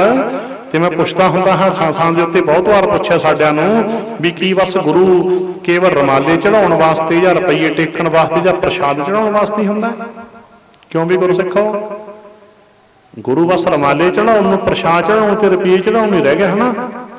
ਸੋਚੋ। ਫਿਰ ਦੁਬਾਰੇ ਪ੍ਰਸ਼ਨ ਰੂਪ ਚ ਮੈਂ ਗੱਲ ਕੀਤੀ ਹੈ, ਕੀ ਪਾਇਆ ਨਾ ਮੂਹਰੇ ਵੀ ਕੀ ਗੁਰੂ ਕੇਵਲ ਲਫ਼ਜ਼ ਨਾਲ ਲਾਇਆ, ਯਾਦ ਰੱਖਿਓ। ਕੀ ਗੁਰੂ ਕੇਵਲ ਰਮਾਲੇ ਚੜਾਉਣ ਲਈ, ਪ੍ਰਸ਼ਾਦ ਭੇਟ ਕਰਨ ਤੇ ਰੁਪਈਏ ਟੇਕਣ ਲਈ ਹੁੰਦਾ? ਜਵਾਬ ਹੈ ਨਹੀਂ। ਜਵਾਬ ਹੈ ਨਹੀਂ। ਗੁਰੂ ਜੀ ਤੋਂ ਤਾਂ ਗਿਆਨ ਲੈਣਾ ਹੁੰਦਾ ਹੈ। ਬੋਲੋ ਸਤਿਨਾਮ ਸ੍ਰੀ ਵਾਹਿਗੁਰੂ। ਕੱਲ ਸੁਣਿਆ ਸੀ ਨਾ, ਗੁਰੂ ਐਸਾ ਗਿਆਨ ਹੈ ਜੋ ਸਾਡੇ ਅਗਿਆਨਤਾ ਦੇ ਅੰਧੇਰੇ ਨੂੰ ਕੱਟ ਦਿੰਦਾ ਹੈ। ਗੁਰੂ ਤੋਂ ਤਾਂ ਗਿਆਨ ਲੈਣਾ, ਤੇ ਗਿਆਨ ਤਾਂ ਅਸੀਂ ਲਿਆ ਹੀ ਨਹੀਂ। ਗਿਆਨ ਤਾਂ ਅਸੀਂ ਲਿਆ ਹੀ ਨਹੀਂ। ਅਸੀਂ ਤਾਂ ਸੋਚਿਆ ਵੀ ਚੱਲ ਆਈ ਸਰ ਜੂ, ਇਉਂ ਸਰ ਜੂ, ਇਉਂ ਨਹੀਂ ਸਰਨਾ। ਪਹਿਲਾਂ ਬਹੁਤ ਵਾਰ ਦੱਸਿਆ, ਜੇ ਅਸੀਂ ਸੱਚਮੁੱਚ ਗੁਰੂ ਗ੍ਰੰਥ ਸਾਹਿਬ ਦੀ ਬਾਣੀ ਨਾਲ ਪਿਆਰ ਕਰਦੇ ਹਾਂ, ਬਾਣੀ ਦੀ ਗੱਲ ਨੂੰ ਮੰਨਦੇ ਹਾਂ, ਤਾਂ ਭੇਟ ਕੀਤੀ ਕੌਡੀ ਵੀ ਮਨਜ਼ੂਰ ਹੋ ਜਾਂਦੀ ਹੈ। ਇਹ ਭੇਟਾ ਹੁੰਦੀ ਹੈ, ਬਹੁਤ ਵਾਰ ਦੱਸਿਆ। ਮੰਨਣਾ ਹੁੰਦਾ, ਬਾਣੀ ਨੂੰ ਸੁਣੋ, ਬਾਣੀ ਦੀ ਅਰਥਾਂ ਸਮੇਤ ਵਿਚਾਰ ਕਰਕੇ ਬਾਣੀ ਦੀ ਗੱਲ ਨੂੰ ਮੰਨੋ। ਜੇ ਬਾਣੀ ਦੀ ਗੱਲ ਨੂੰ ਮੰਨਦੇ ਆ ਤਾਂ ਕੌਡੀ ਵੀ ਮਨਜ਼ੂਰ ਹੋ ਜਾਂਦੀ ਹੈ। ਭਾਵਨੀ ਭਗਤ ਭਾਏ ਕੌਡੀ, ਅਗਰ ਭਾਵ ਰੱਖੈ ਤਾਹੇ ਗੁਰ ਸਰਬ ਨਿਧਾਨ ਦਾਨ ਦੇਤ ਹੈ। ਭਾਵਨਾ ਭਗਤੀ ਪਿਆਰ ਸਾਹਿਤ, ਤਿੰਨ ਗੱਲਾਂ ਪਹਿਲਾਂ ਭਾਵਨਾ ਹੋਵੇ ਜੋ ਗੁਰੂ ਜੀ ਕਹਿੰਦੇ ਸੱਤ ਹੈ। ਭਾਵਨਾ ਭਗਤੀ ਤੇ ਪਿਆਰ ਸਹਿਤ ਭੇਟ ਕੀਤੀ ਕੌਡੀ ਮਨਜ਼ੂਰ ਹੋ ਜਾਂਦੀ ਹੈ। ਜੇ ਗੁਰਬਾਣੀ ਤੇ ਬਚਨਾਂ ਤੇ ਭਾਵਨਾ ਨਹੀਂ, ਸ਼ਰਧਾ ਨਹੀਂ, ਉਹਦਾ ਕਰੋੜ ਰੁਪਈਆ ਵੀ ਮਨਜ਼ੂਰ ਨਹੀਂ ਹੁੰਦਾ। ਇਹ ਥਾਂ ਕਿਹਾ ਮੈਂ, ਜੇ ਇਹਨੂੰ ਇਦਾਂ ਵੀ ਕਿਹਾ ਬਹੁਤ ਵਾਰੀ, ਫਿਰ ਸੁਣ ਲਓ। ਜੇ ਅਸੀਂ ਗੁਰੂ ਗ੍ਰੰਥ ਸਾਹਿਬ ਦੀ ਬਾਣੀ ਦਾ ਬਚਨ ਸੁਣ ਕੇ ਨਹੀਂ ਮੰਨਦੇ ਤਾਂ ਭੇਟ ਕੀਤੀ ਕੋਈ ਵੀ ਚੀਜ਼ ਮਨਜ਼ੂਰ ਨਹੀਂ ਹੁੰਦੀ। ਬੋਲੋ ਸਤਿਨਾਮ ਸ੍ਰੀ ਵਾਹਿਗੁਰੂ। ਜਿਹੜੇ ਗੁਰੂ ਗ੍ਰੰਥ ਸਾਹਿਬ ਦੀ ਬਾਣੀ ਨੂੰ ਮੰਨਦੇ ਨਹੀਂ, ਉਹਨਾਂ ਦਾ ਰਮਾਲਾ ਮਨਜ਼ੂਰ ਨਹੀਂ ਹੁੰਦਾ। ਭਾਵੇਂ 50,000 ਦਾ ਰਮਾਲਾ ਲਿਆਏ, ਭਾਵੇਂ ਲੱਖ ਦਾ ਚੰਦੋਆ ਲਿਆਏ, ਭਾਵੇਂ ਜਿੰਨੇ ਮਰਜ਼ੀ ਦਾ ਕਿਲੋ ਦਾ ਪ੍ਰਸ਼ਾਦ ਕਰਾਤਾ, ਜਿੰਨੇ ਮਰਜ਼ੀ ਰੁਪਈਏ, ਗੱਲ ਮੁਕਾਓ। ਜਿਹੜੇ ਗੁਰੂ ਗ੍ਰੰਥ ਸਾਹਿਬ ਦੀ ਬਾਣੀ ਦੇ ਸਿਧਾਂਤ ਨੂੰ ਮੰਨਦੇ ਨਹੀਂ, ਉਹਨਾਂ ਦੀ ਭੇਟਾ ਵੀ ਮਨਜ਼ੂਰ ਨਹੀਂ ਹੁੰਦੀ। ਜਿਹੜਾ ਇਹ ਮਾਰਗ ਹੈ, ਇਹ ਭਾਵਨਾ ਭਗਤੀ ਪਿਆਰ ਦਾ ਮਾਰਗ ਹੈ। ਤੇ ਭਾਵਨਾ ਭਗਤੀ ਪਿਆਰ ਵਾਲੇ ਦੀ ਕੌਡੀ ਵੀ ਮਨਜ਼ੂਰ ਹੋ ਸਕਦੀ ਹੈ। ਭਾਈ ਗੁਰਦਾਸ ਜੀ ਨੇ ਲਿਖਿਆ, ਮੈਂ ਕੋਲੋਂ ਨਹੀਂ ਕਿਹਾ। ਪਹਿਲਾਂ ਭਾਵਨਾ ਭਗਤੀ ਪਿਆਰ ਤੇ ਆਓ। ਤਿੰਨ ਗੱਲਾਂ ਪਹਿਲਾਂ, ਭੇਟਾ ਦੀ ਗੱਲ ਤਾਂ ਮੰਗਰੋਂ ਹੈ ਕਿ ਇਹਨੂੰ ਪਹਿਲਾਂ ਹੀ ਮੁੱਖ ਕਰ ਦਿੱਤਾ। ਇਹ ਤਾਂ ਭੇਟਾ ਦੀ ਗੱਲ ਤਾਂ ਮੰਗਰੋਂ ਹੈ। ਪਹਿਲਾਂ ਗੱਲ ਤਾਂ ਭਾਵਨਾ ਭਗਤੀ ਪਿਆਰ ਦੀ ਹੈ। ਪਹਿਲਾਂ ਭਾਵਨਾ ਹੈਗੀ, ਕਿਹੜੀ ਭਾਵਨਾ? ਭਾਵਾਂ ਸਤਿਗੁਰ ਕੀ ਬਾਣੀ ਸਤ ਸਤ ਕਰ ਜਾਣ ਹੋ, ਗੁਰ ਸਿੱਖ ਹੋ ਹਰ ਕਰਤਾ ਆਪ ਮੋਹ ਕਢਾਏ। ਇਹ ਆ ਭਾਵਨਾ। ਵੀ ਜੋ ਮੱਥਾ ਟੇਕਦੇ ਨਾ ਗੁਰੂ ਗ੍ਰੰਥ ਸਾਹਿਬ ਨੂੰ, ਤਾਂ ਟੇਕੀ ਵੀ ਇੱਕ ਵਚਨ ਨੂੰ ਸੱਤ ਕਰਕੇ ਮੰਨਣਾ ਹੈ। ਨਹੀਂ ਰਹਿਣ ਦੇ, ਨਹੀਂ ਤਾਂ ਫਿਰ ਸਲਾਮ ਜਵਾਬ ਦੋਵੇਂ ਕਰੇ ਮੁੱਢੋਂ ਕੁੱਥਾ ਜਾਏ। ਮੱਥਾ ਵੀ ਟੇਕ ਲੈਣਾ, ਗੁਰੂ ਨੂੰ ਬਚਨ ਮੰਨਣ ਤੋਂ ਜਵਾਬ ਦੇਣਾ, ਇਹ ਤਾਂ ਜੜੋਂ ਹੀ ਜਾਨੀ ਕਿ ਔਖੜਾਂ ਵਾਲੀ ਗੱਲ ਹੁੰਦੀ ਹੈ। ਮੁੱਢ ਤੋਂ ਹੀ, ਮੂਲ ਤੋਂ ਹੀ ਖੁੰਝਣ ਵਾਲੀ ਗੱਲ ਹੁੰਦੀ ਹੈ। ਵੀ ਮੱਥਾ ਟੇਕ ਲਿਆ, ਗੁਰੂ ਨੂੰ ਬਚਨ ਨਹੀਂ ਮੰਨਿਆ, ਤਾਂ ਤੇ ਇਹ ਕੋਈ ਰਸਮ ਪੂਰਤੀ ਨਹੀਂ। ਕਿਤੇ ਅੱਜ ਬਹੁਤਿਆਂ ਨੇ ਮੱਥਾ ਟੇਕਣਾ ਵੀ ਰਸਮ ਬਣਾਈ ਹੋਈ ਹੈ। ਰਸਮ ਬਣਾਈ ਹੈ, ਨਿਯਮ ਹੈ। ਮੱਥਾ ਟੇਕੀਏ ਤਾਂ ਬਚਨ ਸੁਣ ਕੇ ਮੰਨੀਏ। ਮੱਥਾ ਟੇਕੀਏ, ਬਚਨ ਸੁਣ ਕੇ ਮੰਨੀਏ। ਯਾਦ ਰੱਖਿਓ, ਮੱਥਾ ਟੇਕਣ ਦਾ ਭਾਵ ਹੀ ਇਹੀ ਹੈ, ਬਹੁਤ ਵਾਰ ਦੱਸਿਆ। ਤਾਂ ਤੇ ਇਦਾਂ ਗੱਲ ਚੱਲੀ ਸੀ। ਆਪਾਂ ਅੱਜ ਗੁਰੂ ਗ੍ਰੰਥ ਸਾਹਿਬ ਨੂੰ ਰਮਾਲਿਆਂ, ਰੁਪਈਆਂ ਤੇ ਪ੍ਰਸ਼ਾਦ ਵਾਸਤੇ ਰੱਖ ਲਿਆ। ਬਸ ਆਪਾਂ ਲੋਕਾਂ ਨੇ ਇਹ ਭੁਲੇਖਾ ਕੱਢ ਦਿਓ, ਗੁਰੂ ਤੋਂ ਗਿਆਨ ਲਿਆ ਕਰੋ। ਗਿਆਨ ਲਿਆ ਕਰੋ ਵਿਚਾਰ ਰਾਹੀਂ। ਵਿਚਾਰ ਰੂਪੀ ਸੇਵਾ ਅਕਲ ਦੀ ਗੱਲ ਹੋ ਗਈ। ਤੇ ਵਾਰੀ ਜੋ ਰਾਮੀ ਦਿੱਤੀ ਸੀ ਮੈਂ ਤੁਹਾਨੂੰ, ਇਤਿਹਾਸਕ ਨਿਸ਼ਾਨੀਆਂ ਦੀ ਸੰਭਾਲ ਕਰਨਾ ਸੇਵਾ ਹੈ, ਨਸ਼ਟ ਕਰਨਾ ਸੇਵਾ ਨਹੀਂ। ਯਾਦ ਰੱਖਿਓ, ਨਸ਼ਟ ਕਰਨਾ ਸੇਵਾ ਨਹੀਂ। ਤਾਂ ਤੇ ਅਕਲੀ ਸਾਹਿਬ ਸੇਵੀ ਹੈ, ਅਕਲੀ ਪਾਈਆ ਮਾਨ। ਫਿਰ ਏਦਾਂ ਅਕਲ ਦੇ ਨਾਲ ਸੇਵਾ ਕਰਦੇ, ਫਿਰ ਮਾਣ ਪਾਇਆ ਜਾਂਦਾ, ਮਾਨਤਾ ਮਿਲਦੀ ਹੈ ਵੀ ਹਾਂ ਸੇਵਾਦਾਰ ਹੈ। ਤੇ ਅਗਲੀ ਪੰਕਤੀ ਪੜੋ, ਅਕਲੀ ਪੜ ਕੇ ਬੁੱਝੀਐ ਅਕਲੀ ਕੀਚੈ ਦਾਨ। ਤਾਂ ਤੇ ਬਾਣੀ ਨੂੰ ਅਕਲ ਦੇ ਨਾਲ ਭਾਵ ਸੰਥਿਆ ਲੈ ਕੇ ਸ਼ੁੱਧ ਬਾਣੀ ਪੜੋ। ਪੜ ਕੇ ਬਾਣੀ ਦੇ ਅਰਥਾਂ ਨੂੰ ਸਮਝੋ। ਪੜ ਕੇ ਬੁੱਝੀਐ ਲਿਖਿਆ ਵੀ ਪੜਨ ਤੇ ਰੁਕਿਓ ਨਾ, ਰੋਕਿਓ ਨਾ। ਅਕਲ ਦਾ ਕੰਮ ਕੀ ਕਰਨਾ ਵੀ ਪੜ ਕੇ ਉਸ ਤੋਂ ਬਾਅਦ ਅਰਥਾਂ ਸਮੇਤ ਵਿਚਾਰ ਕਰੋ। ਪੜਨ ਸਿੱਖ ਲਈ ਬਾਣੀ, ਸੋਹਣਾ ਗੱਲ ਹੋ ਗਈ। ਸੰਥਿਆ ਕਰ ਲਈ, ਪੂਰੀ ਹੋ ਗਈ ਸੰਥਿਆ, ਚਲੋ ਬਹੁਤ ਵਧੀਆ ਗੱਲ ਹੈ।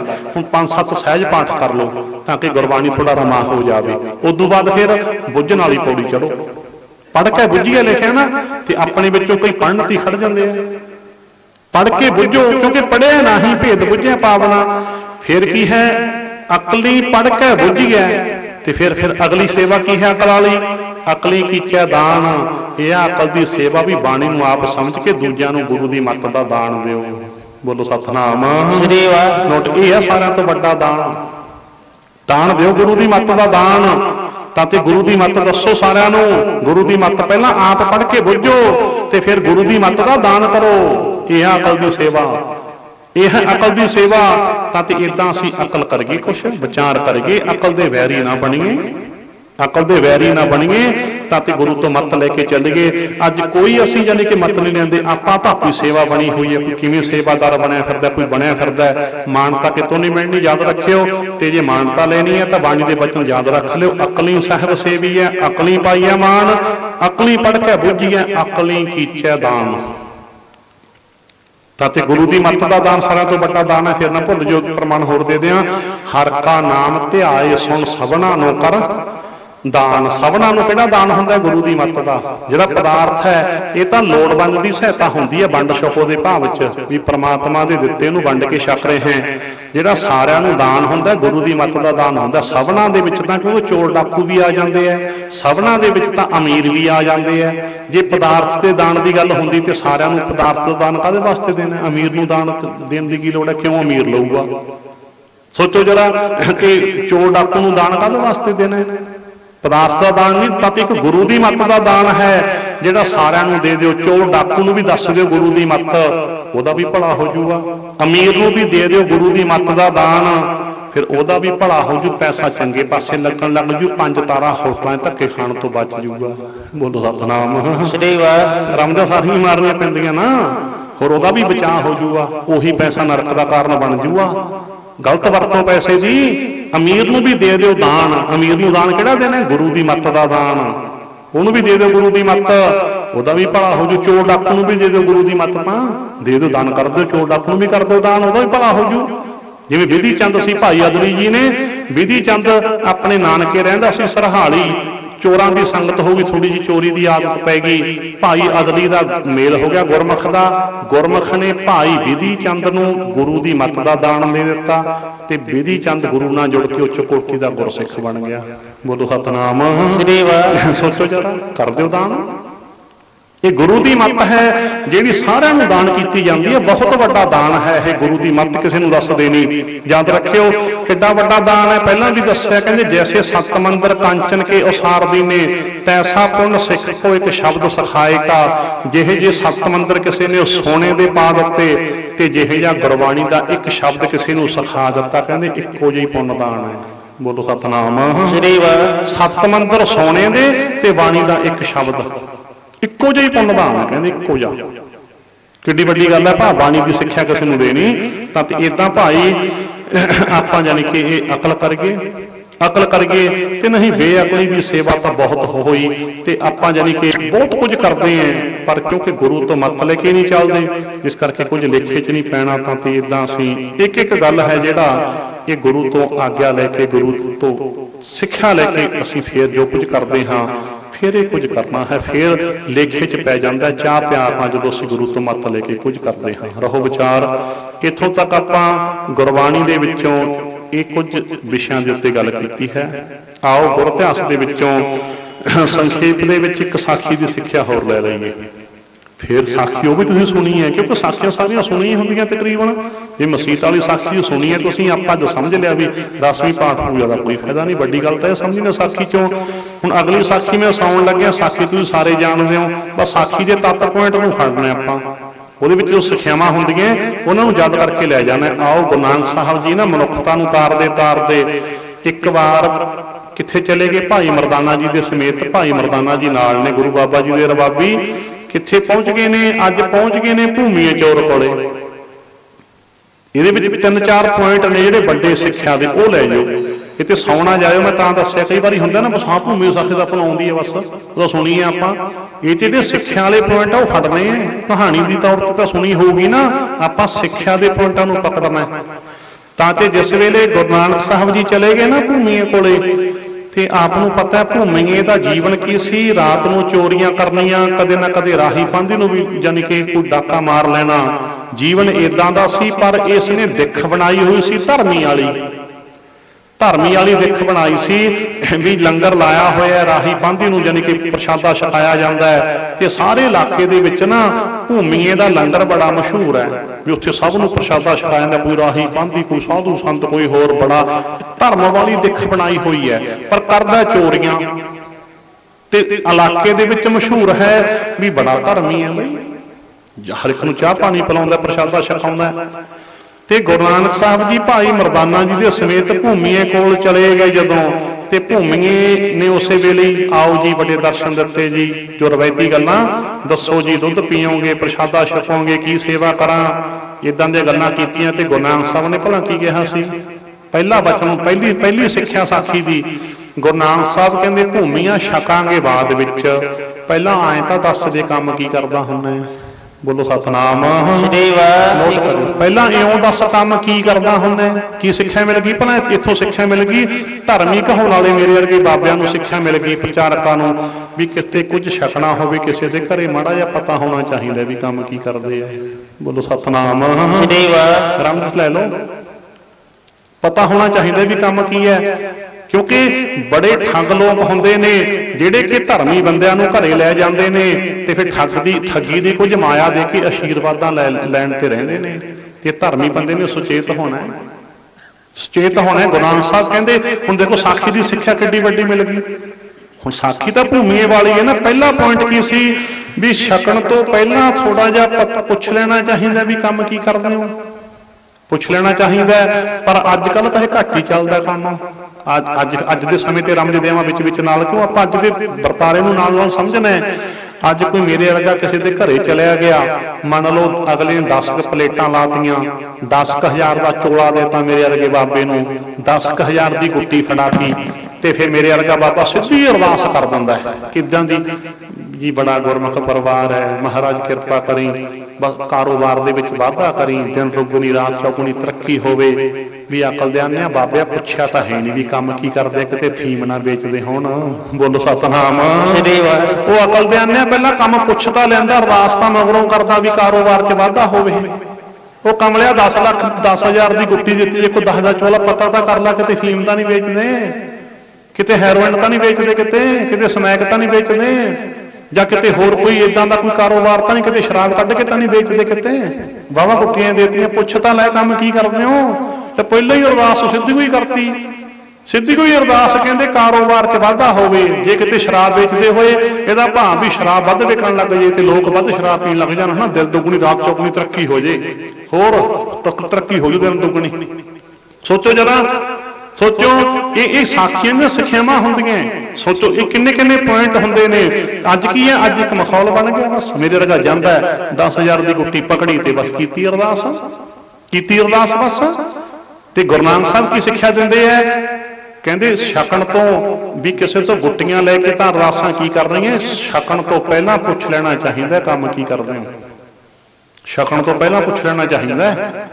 ਧਰਮ ਕੋਈ ਮਖੌਲ ਨਹੀਂ ਕਿਤੇ ਕਹੋ। ਤੇ ਬਾਣੀ ਦਾ ਫੈਸਲਾ ਕਹਿੰਦੇ ਗ੍ਰਹਿ ਸਾਖਤ 36 ਪ੍ਰਕਾਰ ਤੇ ਵੇਖੂ ਸਮਾਨ। ਕਹਿੰਦੇ ਕੋਈ ਸਾਖਤ ਹੈ ਤਾਂ ਤੇ ਛਲ ਕਰ ਠੱਗੀਆਂ ਚੋਰੀਆਂ ਕਰਨ ਵਾਲੇ ਹੈ ਤਾਂ ਤੇ ਫਿਰ ਕੀ ਹੈ, ਕਹਿੰਦੇ ਉਹਦੇ ਘਰ ਦਾ 36 ਪ੍ਰਕਾਰ ਦਾ ਭੋਜਨ ਵੀ ਜ਼ਹਿਰ ਦੇ ਬਰਾਬਰ ਹੁੰਦਾ ਹੈ। ਬੋਲੋ ਸਤਨਾਮ ਸ੍ਰੀ ਵਾਹਿਗੁਰੂ। ਨੋਟ ਕਰਿਓ, ਗ੍ਰਹਿ ਸਾਖਤ 36 ਪ੍ਰਕਾਰ ਤੇ ਵੇਖੂ ਸਮਾਨ। ਤਾਂ ਤੇ ਆਓ ਨਾਲ ਨਾਲ ਭੂਮੀ ਦੀ ਸਾਖੀ ਵੱਲ ਕੋਸ਼ਿਸ਼ ਕਰਾਂਗੇ ਪੂਰੀ ਹੋ ਜਾਵੇ। ਤਾਂ ਤੇ ਗੱਲ ਕਿੱਥੇ ਚੱਲੀ ਸੀ? ਪਹਿਲਾ ਪੁਆਇੰਟ ਗੁਰੂ ਨਾਨਕ ਸਾਹਿਬ ਕਹਿੰਦੇ ਕੰਮ ਕੀ ਕਰਦੇ ਭੂਮੀਆਂ। ਸਿੱਖਿਆ ਮਿਲ ਗਈ ਨਾ, ਕਿੱਡੀ ਸਾਨੂੰ ਸਿੱਖਿਆ ਮਿਲ ਗਈ ਸਾਰਿਆਂ ਨੂੰ ਵੀ ਐਵੇਂ ਪਹਿਲੇ ਹੀ ਨੱਕ ਕਰਦਿਆ ਕਰੋ ਗਾਹਾਂ ਵਾਲੀ ਅਰਦਾਸ ਵੀ ਕਾਰੋਬਾਰ ਵਧੇ। ਜਿਸ ਵੇਲੇ ਇੰਨਾ ਕਿਹਾ ਵੀ ਕੰਮ ਕੀ ਕਰਦਾ ਛਕਾਂਗੇ ਬਾਅਦ ਵਿੱਚ, ਤੇ ਭੂਮੀਆਂ ਉਸੇ ਵੇਲੇ ਹੀ ਜਾਣੀ ਕਿ ਗੁਰੂ ਨਾਨਕ ਸਾਹਿਬ ਵੱਲ ਨੂੰ ਵੇਖੇ ਵੀ ਹੈ ਆਹ ਤਾਂ ਕੋਈ ਬੜੀ ਅਜੀਬ ਜਿਹਾ ਸਾਧੂ ਆਇਆ, ਜਿੰਨੇ ਇਦੋਂ ਪਹਿਲਾਂ ਆਏ ਕੋਈ ਨਹੀਂ ਪੁੱਛਦਾ ਸੀ, ਬਸ ਛੱਕ ਕੇ ਵੀ ਹੈ ਬੜੇ ਤਰ੍ਹਾਂ ਦੇ ਖਾਣੇ, ਬੜੀਆਂ ਤਰ੍ਹਾਂ ਦੀਆਂ ਵੈਰਾਈਟੀਆਂ, ਰਮਜ਼ਾਂ ਕਾਫੀ ਹੈ, ਤੇ ਛੱਕ ਕੇ ਸਿੱਧੀ ਆਸ਼ੀਰਵਾਦ ਦੇ ਕੇ ਤੁਰ ਜਾਂਦੇ ਸੀ, ਭਾਈ ਤੇਰਾ ਕਾਰੋਬਾਰ ਵਧੇ। ਜਿਹੜੇ ਪਹਿਲਾਂ ਆਸ਼ੀਰਵਾਦਾਂ ਦੇ ਕੇ ਤੁਰ ਜਾਂਦੇ ਸੀ ਕਾਰੋਬਾਰ ਵਧੇ, ਉਹਨਾਂ ਨੇ ਪੁੱਛਿਆ ਸੀਗਾ ਇਹਦਾ ਚੋਰੀਆਂ ਕਰਦਾ ਸੀ, ਤਾਂ ਇਹਦਾ ਮਤਲਬ ਚੋਰੀਆਂ ਵੱਧ ਹੋਣ ਲੱਗ ਜਾਣ। ਕਾਰੋਬਾਰ ਤਾਂ ਭੂਮੀ ਦਾ ਚੋਰੀਆਂ ਸੀ। ਸੋਚੋ ਜਰਾ, ਇਦੋਂ ਪਹਿਲਾਂ ਜਿੰਨੇ ਆਏ ਖਾ ਕੇ ਤੇ ਆਸ਼ੀਰਵਾਦਾਂ ਦੇ ਤੁਰਦੇ ਲੱਗੇ ਨਾ, ਤੇਰਾ ਕਾਰੋਬਾਰ ਵਧੇ। ਪੁੱਛਿਆ ਹੈ ਨਹੀਂ ਕਾਰੋਬਾਰ ਕੀ ਆ? ਗੁਰੂ ਨਾਨਕ ਸਾਹਿਬ ਪੁੱਛਦੇ ਆ, ਗੁਰੂ ਨਾਨਕ ਸਾਹਿਬ ਪੁੱਛਦੇ ਆ, ਕਹਿੰਦੇ ਭਾਈ ਕਹਿੰਦੇ ਕੰਮ ਕੀ ਕਰਦਾ ਹੈ? ਉਹ ਸੋਚੇ ਵੀ ਆ ਨਵੇਂ ਕੋਈ ਅਜੀਬ ਸਾਧੂ ਆਇਆ, ਕਿਸੇ ਨੇ ਨਹੀਂ ਪੁੱਛਿਆ ਸੀ ਕਦੇ। ਛੱਕ ਕੇ ਆਸ਼ੀਰਵਾਦ ਦੇ ਕੇ ਤੁਰ ਜਾਂਦੇ ਤੇ ਮਨ ਵਿੱਚ ਹੀ ਸੋਚਦਾ ਹੈ, ਮਨਾ ਕਿਤੇ ਸਰਕਾਰੀ ਬੰਦੇ ਨਾ ਹੋਣ, ਕਿਤੇ ਸੂਹੀਏ ਨਾ ਹੋਣ, ਕਿਤੇ ਸੂਹ ਨਾ ਮਿਲ ਗਈ ਹੋਵੇ ਇਹਨਾਂ ਨੂੰ, ਕਿਉਂਕਿ ਪਾਪ ਵੀ ਕੰਮਦੇ ਆ। ਕਦੇ ਚਿਹਰੇ ਵੱਲ ਵੇਖ ਕੇ ਕਹਿੰਦਾ ਮਨਾ ਸੂਹੀਏ ਤਾਂ ਨਹੀਂ ਲੱਗਦੇ, ਤਾਂ ਕੋਈ ਰੱਬ ਦੇ ਪਿਆਰੇ ਹੀ ਲੱਗਦੇ ਆ, ਇਹ ਤਾਂ ਕੋਈ ਰੱਬ ਦੇ ਪਿਆਰੇ ਸੰਤ ਲੱਗਦੇ ਆ। ਫਿਰ ਮਨ ਸੋਚਦਾ ਮਨਾ ਜੇ ਰੱਬ ਦੇ ਪਿਆਰੇ ਆ ਤਾਂ ਵੀ ਰੱਬ ਦੇ ਪਿਆਰੇ ਵੀ ਜਾਣੀ ਜਾਣ ਹੁੰਦੇ ਆ, ਜੇ ਸੂਗੇ ਹੋਏ ਤਾਂ ਵੀ ਇਹਨਾਂ ਨੂੰ ਕਿਤੋਂ ਸੂਹ ਮਿਲ ਗਈ ਹੋ।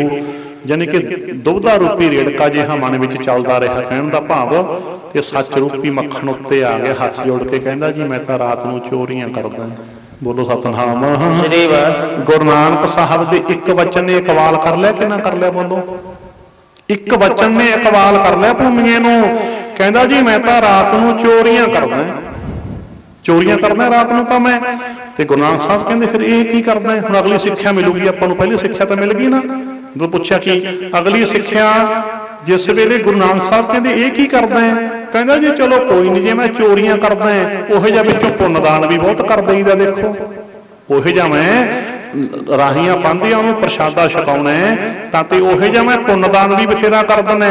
ਜਿਹੇ ਜਿਹੇ ਪਾਪ ਕਰਦਾ ਤੇ ਇਹ ਪੁੰਨਾਂ ਦੇ ਬਦਲੇ ਮੇਰੇ ਪਾਪ ਹੈ ਜਿਹੜੇ ਉਹ ਕੱਟੇ ਜਾਣਗੇ। ਇਹੀ ਭੁਲੇਖਾ ਹੁੰਦਾ ਸਾਰੀ ਦੁਨੀਆ ਨੂੰ, ਕਦੇ ਭੂਮੀਏ ਦੀ ਗੱਲ ਤਾਂ ਨਹੀਂ।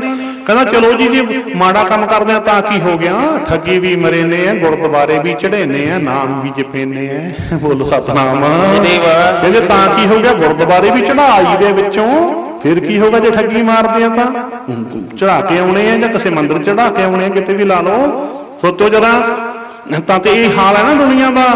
ਤਾਂ ਤੇ ਜਿਸ ਵੇਲੇ ਕਹਿੰਦਾ ਜੀ ਚਲੋ ਕੋਈ ਨਹੀਂ ਮੈਂ ਜੇ ਚੋਰੀਆਂ ਕਰਦਾ ਤਾਂ ਕੀ ਹੋਗਾ? ਨਾਲ ਦੀ ਨਾਲ ਪੁੰਨਦਾਨ ਵੀ ਬਥੇਰਾ ਕਰੀਦਾ ਸੁੱਖ ਨਾਲ, ਤੇ ਇਹਨਾਂ ਪੁੰਨਾਂ ਦੇ ਬਦਲੇ ਮੇਰੇ ਪਾਪ ਕੱਟੇ ਜਾਣਗੇ। ਭੁਲੇਖਾ ਸੀ ਨਾ। ਸਿੱਖਿਆ ਕੀ ਦਿੱਤੀ ਗੁਰੂ ਨਾਨਕ ਸਾਹਿਬ ਨੇ? ਗੁਰੂ ਨਾਨਕ ਸਾਹਿਬ ਕਹਿੰਦੇ ਭੂਮੀਆਂ ਬਹੁਤ ਵੱਡੇ ਭੁਲੇਖੇ ਚ ਐ। ਕੱਲਾ ਭੂਮੀਆਂ ਨਹੀਂ ਸਾਰੀ ਦੁਨੀਆ, ਕਹਿੰਦੇ ਭੂਮੀਆਂ ਬਹੁਤ ਵੱਡੇ ਭੁਲੇਖੇ ਚ ਐ। ਐਂ ਦੱਸ ਭਲਾ ਕਦੇ ਦਾਲ ਵੀ ਹਰੀ ਹੋਈ ਐ? ਭੂਮੀਆਂ ਕਹਿੰਦਾ ਨਾ। ਗੁਰੂ ਨਾਨਕ ਸਾਹਿਬ ਕਹਿੰਦੇ ਭੂਮੀਆਂ ਫਿਰ ਇਹ ਠੱਗੀਆਂ ਚੋਰੀਆਂ ਦੀ ਕਮਾਈ ਤਾਂ ਦਾਲ ਹੁੰਦੀ ਹੈ, ਜਿੰਨੀ ਮਰਜ਼ੀ ਬੀਜ ਲਾ ਹਰੀ ਨਹੀਂ ਹੋਣੀ। ਬੋਲੋ ਸਤਨਾਮ ਸ੍ਰੀ ਵਾਹਿਗੁਰੂ। ਹੱਕ ਸੱਚ ਦੀ ਕਮਾਈ ਬੀਜ ਹੁੰਦੇ ਐ, ਬੀਜ ਹਰੇ ਹੋ ਜਾਂਦੇ ਐ। ਆਪਣੀ ਹੱਕ ਸੱਚ ਦੀ ਕਮਾਈ ਚੋਂ ਕਿਸੇ ਲੋੜਵੰਦ ਦੀ ਸਹਾਇਤਾ ਕੀਤੀ, ਉਹ ਭੂਮੀਆਂ ਠੱਗੀਆਂ ਮਾਰ ਕੇ ਕੀਤੇ ਪੁੰਨਦਾਨ ਕਦੇ ਹਰੇ ਨਹੀਂ। ਗੁਰੂ ਜੀ ਕਹਿੰਦੇ ਬੀਓ ਬੀਜ ਪਤ ਲੈ ਗਏ, ਅਬ ਕਿਉਂ ਉਗਵੈ ਦਾਲ। ਉਹ ਭੂਮੀਆਂ ਕਦੇ ਦਾਲ ਨਹੀਂ ਹਰੀ ਹੋਈ। ਤੇ ਭੁਲੇਖਾ ਚੱਕਿਆ ਗਿਆ ਨਾ। ਜਦੋਂ ਭੁਲੇਖਾ ਚੱਕਿਆ ਗਿਆ ਤੇ ਭੂਮੀਆਂ ਚਰਨੀ ਪੈ ਗਿਆ। ਕਿੱਡੇ ਭੁਲੇਖੇ ਸੀ ਦੇਖੋ ਵੀ ਚਲੋ ਆਪਾਂ ਪੁੰਨ ਵੀ ਨਾਲ ਕਰੀ ਜਾਣੇ, ਚੱਲ ਕੀ ਹੋਇਆ ਜੇ ਪਾਪ ਕਰਦੇ ਆ ਤਾਂ ਕੀ ਖਾਸ ਗੱਲ ਆ। ਇਹੀ ਭੁਲੇਖਾ ਹੁੰਦਾ ਨਾ। ਤਾਂ ਤੇ ਇਹ ਭੁਲੇਖਾ ਚੱਕਿਆ ਗਿਆ ਤੇ ਭੂਮੀਆਂ ਚਰਨੀ ਪੈ ਗਿਆ। ਕਹਿੰਦਾ ਤਾਂ ਬੜੀ ਕਿਰਪਾ ਕੀਤੀ, ਮੈਂ ਤਾਂ ਐਸੇ ਭੁਲੇਖੇ 'ਚ ਹੀ ਮਰ ਜਾਣਾ ਸੀਗਾ, ਐਸੇ ਭੁਲੇਖੇ 'ਚ ਹੀ ਮੈਂ ਤਾਂ ਮਰ ਜਾਂਦਾ। ਆਹ ਤਾਂ ਤੁਸੀਂ ਬੜੀ ਕਿਰਪਾ ਕੀਤੀ ਤੇ ਮੈਨੂੰ ਸੋਝੀ ਆ ਗਈ, ਤੇ ਹੁਣ ਕਿਰਪਾ ਕਰੋ ਮੇਰਾ ਜੀਵਨ ਬਣ ਜਾਵੇ। ਜੋ ਹੁਣ ਤੀਜੀ ਸਿੱਖਿਆ ਆਊਗੀ। ਹੁਣ ਦੋ ਸਿੱਖਿਆ ਮਿਲ ਗਈਆਂ ਨਾ ਵੀ ਦਾਲ ਹਰੀ ਨਹੀਂ ਹੁੰਦੀ, ਠੱਗੀਆਂ ਚੋਰੀਆਂ ਕਰਕੇ ਕੀਤੇ ਪੁੰਨਦਾਨ ਹਰੇ ਨਹੀਂ ਹੁੰਦੇ। ਤਾਂ ਤੇ ਤੀਜੀ ਸਿੱਖਿਆ ਜਦੋਂ ਭੂਮੀਏ ਨੇ ਕਿਹਾ ਨਾ ਕਿ ਮਹਾਰਾਜ ਮੇਰੇ ਤੇ ਕਿਰਪਾ ਕਰੋ, ਗੁਰੂ ਨਾਨਕ ਸਾਹਿਬ ਕਹਿੰਦੇ ਭੂਮੀਆਂ ਬਣੀ ਬਣਾਈ ਕਿਰਪਾ ਮੇਰੇ ਕੋਲੇ ਹੈ ਨਹੀਂ। ਬੋਲੋ ਸਤਨਾਮ ਸ੍ਰੀ ਵਾਹਿਗੁਰੂ। ਤੀਜੀ ਸਿੱਖਿਆ ਅੱਜ ਦੁਨੀਆ ਭਾਲਦੀ ਫਿਰਦੀ ਆ ਨਾ। ਕਹਿੰਦੇ ਕਿਰਪਾ ਕਿਵੇਂ? ਆਏ ਕਿਰਪਾ ਕਰਾਂ ਵੀ ਤੇਰੀ ਠੱਗੀ ਵਾਲੀ ਕੁਝ ਕਮਾਇਆ ਲੈ ਕੇ ਤੈਨੂੰ ਆਸ਼ੀਰਵਾਦ ਦੇ ਦੇ, ਆਏ ਕਿਰਪਾ ਭਾਲਣਾ? ਆਏ ਉਹ ਭੂਮੀਆਂ ਮੈਂ ਕੋਈ ਸੌਦੇ ਕਰਨ ਵਾਲਾ ਫਕੀਰ ਨਹੀਂ ਜਿਹੜਾ ਕਿਸੇ ਠੱਗ ਤੋਂ ਕੁਝ ਮਾਇਆ ਲੈ ਕੇ ਆਸ਼ੀਰਵਾਦ ਦੇ ਦੂੰਗਾ। ਬੋਲੋ ਸਤਨਾਮ ਸ੍ਰੀ ਵਾਹਿਗੁਰੂ। ਬਣੀ ਬਣਾਈ ਕਿਰਪਾ ਹੈ ਹੀ ਨਹੀਂ ਮੇਰੇ ਕੋਲੇ, ਬਣੀ ਬਣਾਈ ਕਿਰਪਾ। ਇਹ ਜਿਹੇ ਮੇਰੇ ਬਾਬਾ ਜੀ ਖਰੇ ਜੀਵਨ ਬਣਾਉਂਦੇ ਨੇ ਨਾ, ਠੱਗਾਂ ਤੋਂ ਮਾਇਆ ਲੈ ਕੇ ਆਸ਼ੀਰਵਾਦ ਨਹੀਂ ਦਿੰਦੇ। ਅੱਜ ਬਥੇਰੇ ਨੇ ਆਸ਼ੀਰਵਾਦਾਂ ਦੇਣ ਵਾਲੇ ਠੱਗ। ਤਾਂ ਤੇ ਗੁਰੂ ਨਾਨਕ ਸਾਹਿਬ ਕਹਿੰਦੇ ਭੂਮੀਆਂ ਬਣੀ ਬਣਾਈ ਕਿਰਪਾ ਮੇਰੇ ਕੋਲ ਹੈ ਨਹੀਂ। ਤੇ ਫਿਰ ਜੇ ਭੂਮੀਆਂ ਕਹਿੰਦਾ ਮਹਾਰਾਜ ਕਿਰਪਾ ਕਿਵੇਂ ਹੋ ਦੱਸ ਦਿਓ। ਗੁਰੂ ਨਾਨਕ ਸਾਹਿਬ ਕਹਿੰਦੇ ਭੂਮੀਆਂ ਕਿਰਪਾ ਹੋ ਜਾਣੀ ਹੈ, ਅਸੀਂ ਤੈਨੂੰ ਕੁਝ ਵਚਨ ਕਹਾਂਗੇ, ਜੇ ਵਚਨ ਕਮਾ ਲਵੇਂਗਾ ਤਾਂ ਕਿਰਪਾ ਪੱਕੀ ਤੇ ਬਣੀ ਬਣਾਈ ਕਿਰਪਾ ਨਹੀਂ। ਜਿਵੇਂ ਇੱਥੇ ਦ੍ਰਿਸ਼ਟਾਂਤ ਬਹੁਤ ਵਾਰ ਦਿੱਤਾ ਹੈ, ਜਿਵੇਂ ਮਰੀਜ਼ ਡਾਕਟਰ ਕੋਲ ਜਾ ਕੇ ਕਹਿੰਦਾ ਜੀ ਕਿਰਪਾ ਕਰੋ, ਤੇ ਡਾਕਟਰ ਪਰਹੇਜ਼ ਦੱਸ ਦਿੰਦਾ ਹੈ, ਨੁਸਖਾ ਦੇ ਦਿੰਦਾ ਹੈ, ਪ੍ਰਿਸਕ੍ਰਿਪਸ਼ਨ ਕਹਿ ਲਓ, ਪਰਚੀ ਬਣਾ ਕੇ ਦੇ ਦਿੰਦਾ ਹੈ। ਕਿਰਪਾ ਕਰ ਦਿੱਤੀ ਨਾ ਤੇ ਤੰਦਰੁਸਤੀ ਤਾਂ ਮਿਲੂਗੀ ਜੇ ਮਰੀਜ਼ ਪਰਹੇਜ਼ ਰੱਖ ਕੇ ਦਵਾਈ ਖਾਊਗਾ, ਤੇ ਜੇ ਮਰੀਜ਼ ਪਰਹੇਜ਼ ਰੱਖ ਕੇ ਦਵਾਈ ਨਹੀਂ ਖਾਂਦਾ, ਡਾਕਟਰ ਦੀ ਕਿਰਪਾ ਕੀ ਕਰੇਗੀ? ਬੋਲੋ ਸਤਨਾਮ। ਮਰੀਜ਼ ਨੇ ਆਪਣੇ ਆਪ ਤੇ ਕਿਰਪਾ ਕਰਨੀ ਹੈ, ਭਾਵ ਡਾਕਟਰ ਦੇ ਵਚਨ ਕਮਾਉਣੇ ਹੈ। ਕਿਰਪਾ ਕਰੇ ਜੇ ਆਪਣੀ ਤਾਂ ਗੁਰ ਕਾ ਸ਼ਬਦ ਕਮਾਹੇ, ਬਾਣੀ ਦਾ ਪ੍ਰਮਾਣ ਆ ਗਿਆ ਨਾਲ। ਇਹ ਕਿਰਪਾ ਆਪਣੇ ਆਪ ਤੇ ਹੁੰਦੀ ਹੈ ਵੀ ਗੁਰੂ ਦਾ ਵਚਨ ਨੂੰ ਕਮਾਉਣਾ ਹੁੰਦਾ, ਨਾ ਕਮਾਈਏ ਤਾਂ ਕਬੀਰ ਸਾਚਾ ਸਤਿਗੁਰ ਕਿਆ ਕਰੇ, ਜਾਓ ਸਿੱਖਾਂ ਮੈਂ ਚੂਕ ਅੰਧੇ ਏਕ ਨਾ ਲਾਗੇ, ਇਹ ਜੋ ਬਾਂਸ ਵਜਾਈ ਹੈ ਫੂਕ ਰਹੋ ਵਿਚਾਰ। ਜਿਸ ਵੇਲੇ ਗੁਰੂ ਜੀ ਕਹਿੰਦੇ ਵਚਨ ਕਮਾ ਲਵੇਂਗਾ ਕਿਰਪਾ ਹੋ ਜਾਣੀ ਹੈ, ਤਾਂ ਤੇ ਬਣੀ ਬਣਾਈ ਕਿਰਪਾ ਹੈ ਨਹੀਂ। ਜਿਸ ਵੇਲੇ ਕਹਿੰਦਾ ਜੀ ਵਚਨ ਤਾਂ ਮੈਂ ਜੋ ਕਹੂੰਗੇ ਕਮਾ ਲਵਾਂਗਾ, ਪਰ ਬਾਬਾ ਇੱਕ ਬੇਨਤੀ ਪਹਿਲਾਂ ਹੀ ਕਰਦਾ। ਭੂਮੀਆ ਕਹਿੰਦਾ ਗੁਰੂ ਨਾਨਕ ਸਾਹਿਬ ਕਹਿੰਦੇ ਕਰ ਲਾ, ਕਹਿੰਦਾ ਜੋ ਤੁਸੀਂ ਵਚਨ ਕਹੋਗੇ ਨਾ ਮੈਂ ਮੰਨ ਲਵਾਂਗਾ, ਪਰ ਬਾਬਾ ਕਿਤੇ ਆਏ ਨਾ ਕਹਿਦੀ ਵੀ ਚੋਰੀ ਛੱਡ ਦੇ। ਬੋਲੋ ਸਤਨਾਮ। ਬਾਬਾ ਕਿਤੇ ਆਏ ਨਾ ਕਹਿੰਦੀ ਚੋਰੀ ਛੱਡ ਦੇ। ਗੁਰੂ ਨਾਨਕ ਸਾਹਿਬ ਕਹਿੰਦੇ ਕੀ ਗੱਲ? ਕਹਿਣ ਲੱਗਿਆ ਨਾ ਮੇਰਾ ਦਾਦਾ ਵੀ ਇਹੀ ਕੰਮ ਕਰਦਾ ਮਰ ਗਿਆ, ਮੇਰਾ ਬਾਪ ਵੀ ਇਹੀ ਕੰਮ ਕਰਦਾ ਸੀ, ਹੁਣ ਮੈਂ ਵੀ ਬਾਬਾ 3 ਪੁਸਤਾਂ ਦਾ ਕੀਤਾ, ਇੱਕਦਮ ਨਹੀਂ ਛੱਡਿਆ ਜਾਣਾ। ਬੋਲੋ ਸਤਨਾਮ। ਬਾਬਾ ਸੰਸਕਾਰ ਪੱਕੇ ਪਏ, ਆਦਤ ਪੱਕੀ ਪਈ ਹੈ, 3 ਪੁਸਤਾਂ ਤੋਂ ਕੰਮ ਇਹੀ ਚੱਲਦਾ ਹੈ। 3 ਪੁਸਤਾਂ ਤੋਂ ਲੈ ਕੇ ਇੱਕਦਮ ਨਹੀਂ ਛੱਡੀ ਜਾਣੀ ਚੋਰੀ। ਗੁਰੂ ਨਾਨਕ ਸਾਹਿਬ ਉਹਦੇ ਝੂਠ ਤੇ ਖੁਸ਼ ਹੋ ਗਏ। ਕਿਉਂ ਭਲਾ? ਵੀ ਸੱਚ ਬੋਲਦਾ ਹੈ। ਬੋਲੋ ਸਤਨਾਮ। ਘੱਟੋ ਘੱਟ ਸੱਚ ਤਾਂ ਬੋਲ ਦੇਣ ਵੀ ਮੈਥੋਂ ਇੱਕਦਮ ਛੱਡੀ ਨਹੀਂ ਜਾਣੀ। ਅੰਦਰੋਂ ਸੰਸਕਾਰ ਸੁਭ ਨੇ ਵੀ ਇੱਕਦਮ ਮੈਥੋਂ ਚੋਰੀ ਛੱਡੀ ਨਹੀਂ ਜਾਣੀ, ਕਿਉਂਕਿ ਸੁਭਾਅ ਬਾਬਾ ਪੱਕਿਆ ਖੜਾ। ਕਹਿੰਦਾ ਸੁਭਾਅ ਪੱਕਿਆ ਖੜਾ, 3 ਪੁਸਤਾਂ ਦਾ ਕੀਤਾ ਪੱਕਿਆ ਖੜਾ ਸੁਭਾਅ, ਇੱਕਦਮ ਮੈਥੋਂ ਚੋਰੀ ਛੱਡੀ ਨਹੀਂ ਜਾਣੀ। ਗੁਰੂ ਨਾਨਕ ਸਾਹਿਬ ਖੁਸ਼ ਹੋ ਗਏ ਵੀ ਬੰਦਾ, ਕਿਉਂਕਿ ਇੱਕ ਸੱਚ ਤਾਂ ਪਹਿਲਾਂ ਬੋਲਿਆ ਸੀ ਵੀ ਮੈਂ ਤਾਂ ਚੋਰੀ ਕਰਦਾ, ਸੱਚ ਬੋਲਿਆ ਸੀ ਨਾ, ਤੇ ਦੂਜਾ ਸੱਚ ਵੀ ਇੱਕਦਮ ਛੱਡੀ ਨਹੀਂ ਜਾਣੀ। ਗੁਰੂ ਨਾਨਕ ਸਾਹਿਬ ਨੇ ਤਾਂ ਭਲਾ ਕਰਨ ਦਾ ਸੋਚ ਲਿਆ ਵੀ ਸੱਚ ਦੀ ਕਣੀ ਇਹਦੇ ਅੰਦਰ ਹੈਗੀ ਹੈ। ਬੋਲੋ ਸਤਨਾਮ। ਸੱਚ ਦੀ ਕਣੀ ਇਹਦੇ ਅੰਦਰ ਹੈਗੀ, ਤਾਂ ਸੱਚ ਤੇ ਖੁਸ਼ ਹੋ ਗਏ, ਤਾਂ ਸੱਚ ਤੇ ਹੁਣ ਗੁਰੂ ਬਾਬਾ ਜੀ ਵੀ ਆਪਾਂ ਕਹਿ ਲਓ ਵੀ ਕਾਮਲ ਵੈਦ ਨੇ, ਪੂਰੇ ਵੈਦ ਨੇ, ਤਾਂ ਤੇ ਗੁਰੂ ਨਾਨਕ ਸਾਹਿਬ ਨੂੰ ਐਸਾ ਫਾਰਮੂਲਾ ਦਿੱਤਾ। ਆਪ ਨੂੰ ਪਤਾ ਫਾਰਮੂਲੇ ਦਾ ਸੰਖੇਪ ਚ ਕਹਿ ਦੇਵਾਂ ਤਾਂ ਤੇ ਵੀ ਜਿਹੜਾ ਐਸਾ ਫਾਰਮੂਲਾ ਵੀ ਮਾੜਾ ਕੰਮ ਕੋਈ ਕਰ ਹੀ ਨਹੀਂ ਸਕਦਾ। ਉਹ ਸਿੱਧਾ ਨਹੀਂ ਕਿਹਾ, ਫਿਰ ਢੰਗ ਤਰੀਕੇ ਨਾਲ ਉਹਦਾ ਭਲਾ ਕੀਤਾ। ਕੋਈ ਉਹਨੂੰ ਕਿਹਾ ਵੀ ਇੱਕਦਮ ਮੈਥੋਂ ਮੁਸ਼ਕਲ ਹੋ ਜਾਊਗਾ, ਤੁਸੀਂ ਕਿਰਪਾ ਕਰੋ, ਹੋਰ ਹਰ ਵਚਨ ਮੈਂ ਮੰਨ ਲਵਾਂਗਾ, ਬਸ ਇੱਕ ਐਂ ਨਾ ਕਹੋ ਵੀ ਚੋਰੀ ਛੱਡ ਦੇ ਇੱਕਦਮ, ਕਿਉਂਕਿ ਪੁਰਾਣਾ ਕੀਤਾ ਹੈ। ਜਿਸ ਵੇਲੇ ਇਹਨਾਂ ਕਿਹਾ ਗੁਰੂ ਬਾਬਾ ਜੀ ਨੇ ਉਹਦਾ ਭਲਾ ਕਰਨ ਵਾਸਤੇ ਇੱਕ ਫਾਰਮੂਲਾ ਦਿੱਤਾ ਉਹਨੂੰ, ਇੱਕ ਐਸਾ ਫਾਰਮੂਲਾ ਇਹ ਕਿ ਜੇ ਇਹ 3 ਵਚਨ ਬੰਦਾ ਮੰਨੇ ਮਾੜਾ ਕੰਮ ਨਹੀਂ ਕਰ ਸਕਦਾ। ਫਿਰ ਗੁਰੂ ਨਾਨਕ ਸਾਹਿਬ ਨੇ ਕੀ ਉਹਨੂੰ ਦਿੱਤਾ ਨੁਸਖਾ। ਤਾਂ ਕੋਈ ਬਾਹਰ ਆਪਦੇ ਹੁੰਦੇ ਨੇ, ਕਈ ਵਾਰੀ ਉਦਾਂ ਨਾਲ ਹੀ ਹਟ ਜਾਣਗੇ ਆਪੇ।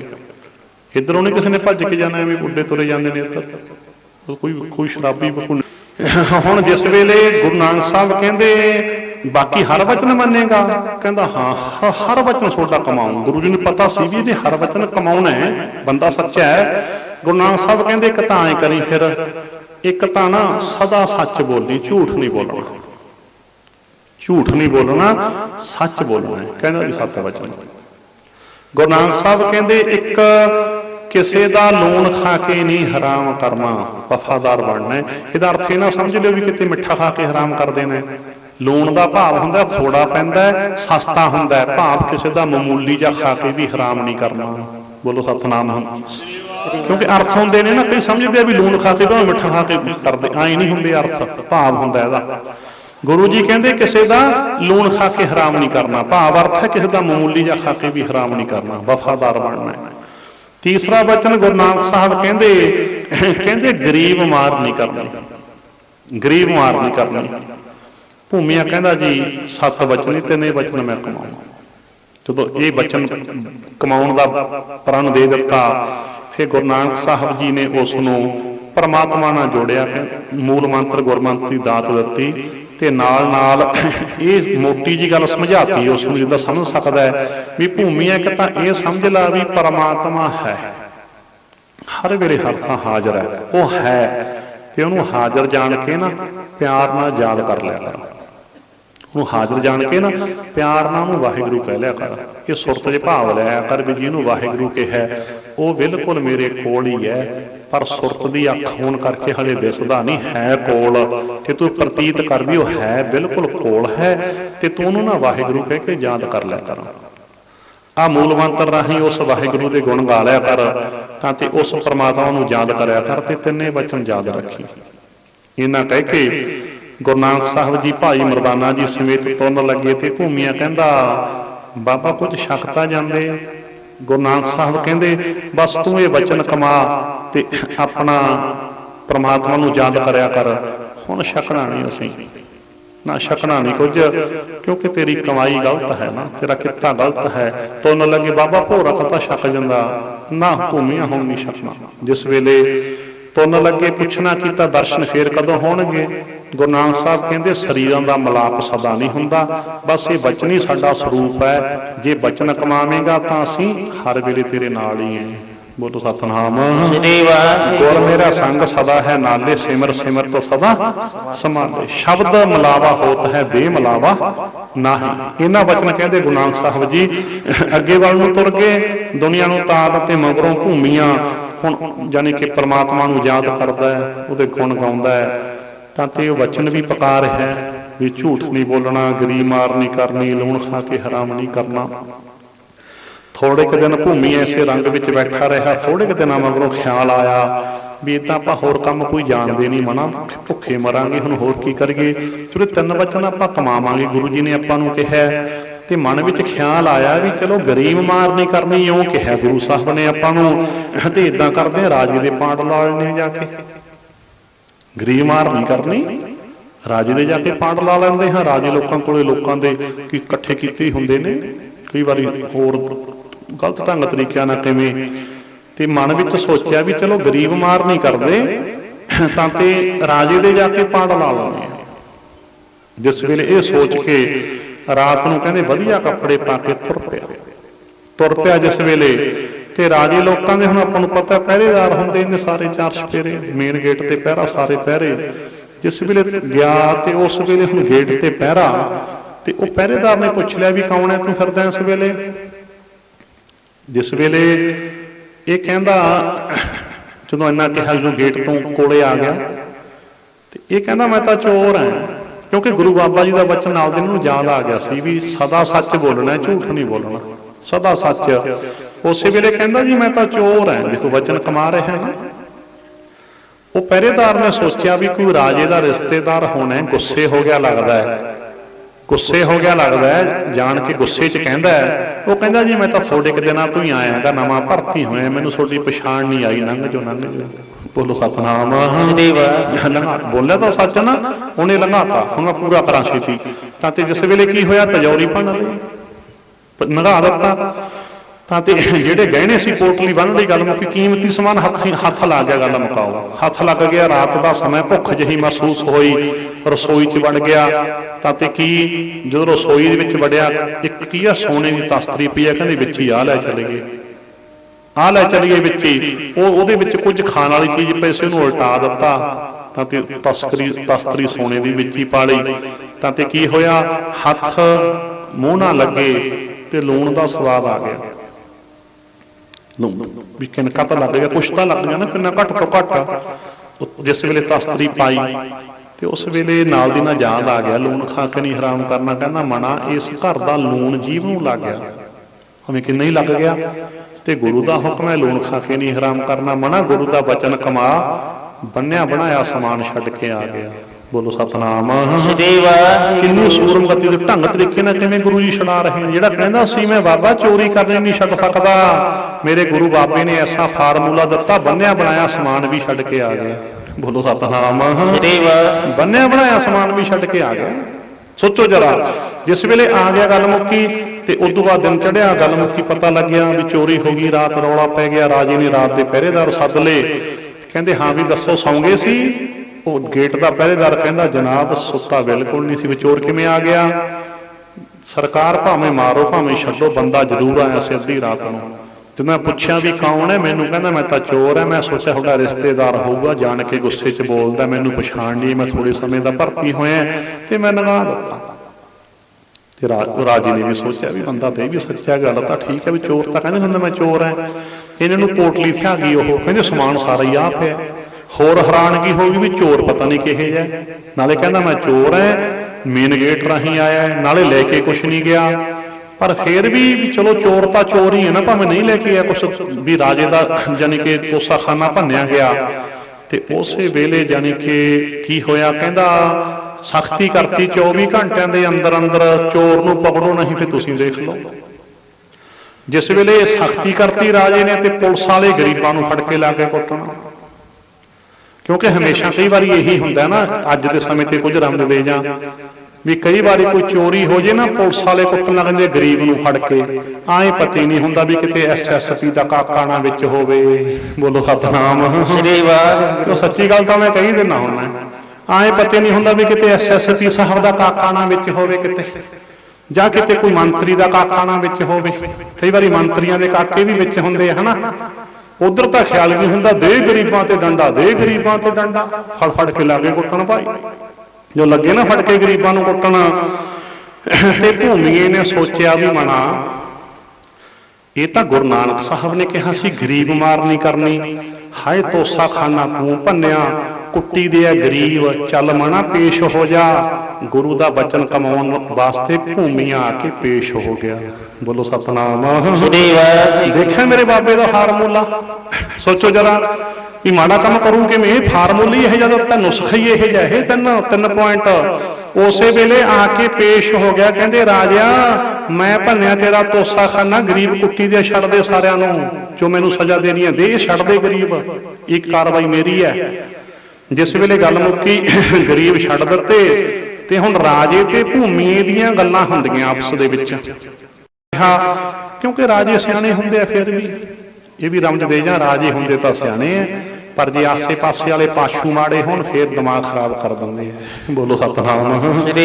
ਰਮਝਾਂ ਤਾਂ ਮੈਂ ਮਾਰਨੀ ਹੁੰਦੀਆਂ ਸਮੇਂ ਤੇ ਸਾਰੀਆਂ, ਯਾਦ ਰੱਖਿਓ। ਤਾਂ ਤੇ ਹੁਣ ਜਿਸ ਵੇਲੇ ਰਾਜੇ ਨੇ ਉਸ ਵੇਲੇ ਜਾਣੀ ਕਿ ਸੋਚਿਆ ਆਪਣੇ ਅੰਦਰ ਹੀ ਅੰਦਰ, ਹਲੇ ਉਧਰ ਖੜੇ ਨੇ ਸਾਰੇ ਵੀ ਕੀ ਸਜ਼ਾ ਸੁਣਾਉਂਦਾ ਹੈ। ਰਾਜੇ ਨੇ ਮਨ 'ਚ ਹੀ ਸੋਚਿਆ ਆਪਦੇ ਵੀ ਇਹੋ ਜਿਹਾ ਬੰਦਾ ਨਹੀਂ ਆਪਾਂ ਨੂੰ ਮਿਲਣਾ, ਝੂਠ ਨਹੀਂ ਬੋਲਣਾ, ਸਦਾ ਸੱਚ ਬੋਲਣਾ। ਤੇ ਮਾੜਾ ਕੰਮ ਕਿਵੇਂ ਕਰੂਗਾ ਬੰਦਾ, ਝੂਠ ਨਹੀਂ ਬੋਲਦਾ, ਕਿਉਂਕਿ ਮਾੜਾ ਕੰਮ ਕਰਕੇ ਲੁਕਾਉਣਾ ਪੈਂਦਾ ਤੇ ਫਿਰ ਲੁਕਾਊ ਕਿਵੇਂ, ਝੂਠ ਬੋਲਦਾ ਹੀ ਨਹੀਂ, ਲੁਕਾਊ ਕਿਵੇਂ, ਮਾੜਾ ਕੰਮ ਕਰੂ ਕਿਵੇਂ ਦੱਸੋ। ਸੱਚ ਬੋਲਣਾ, ਝੂਠ ਨਹੀਂ ਬੋਲਣਾ।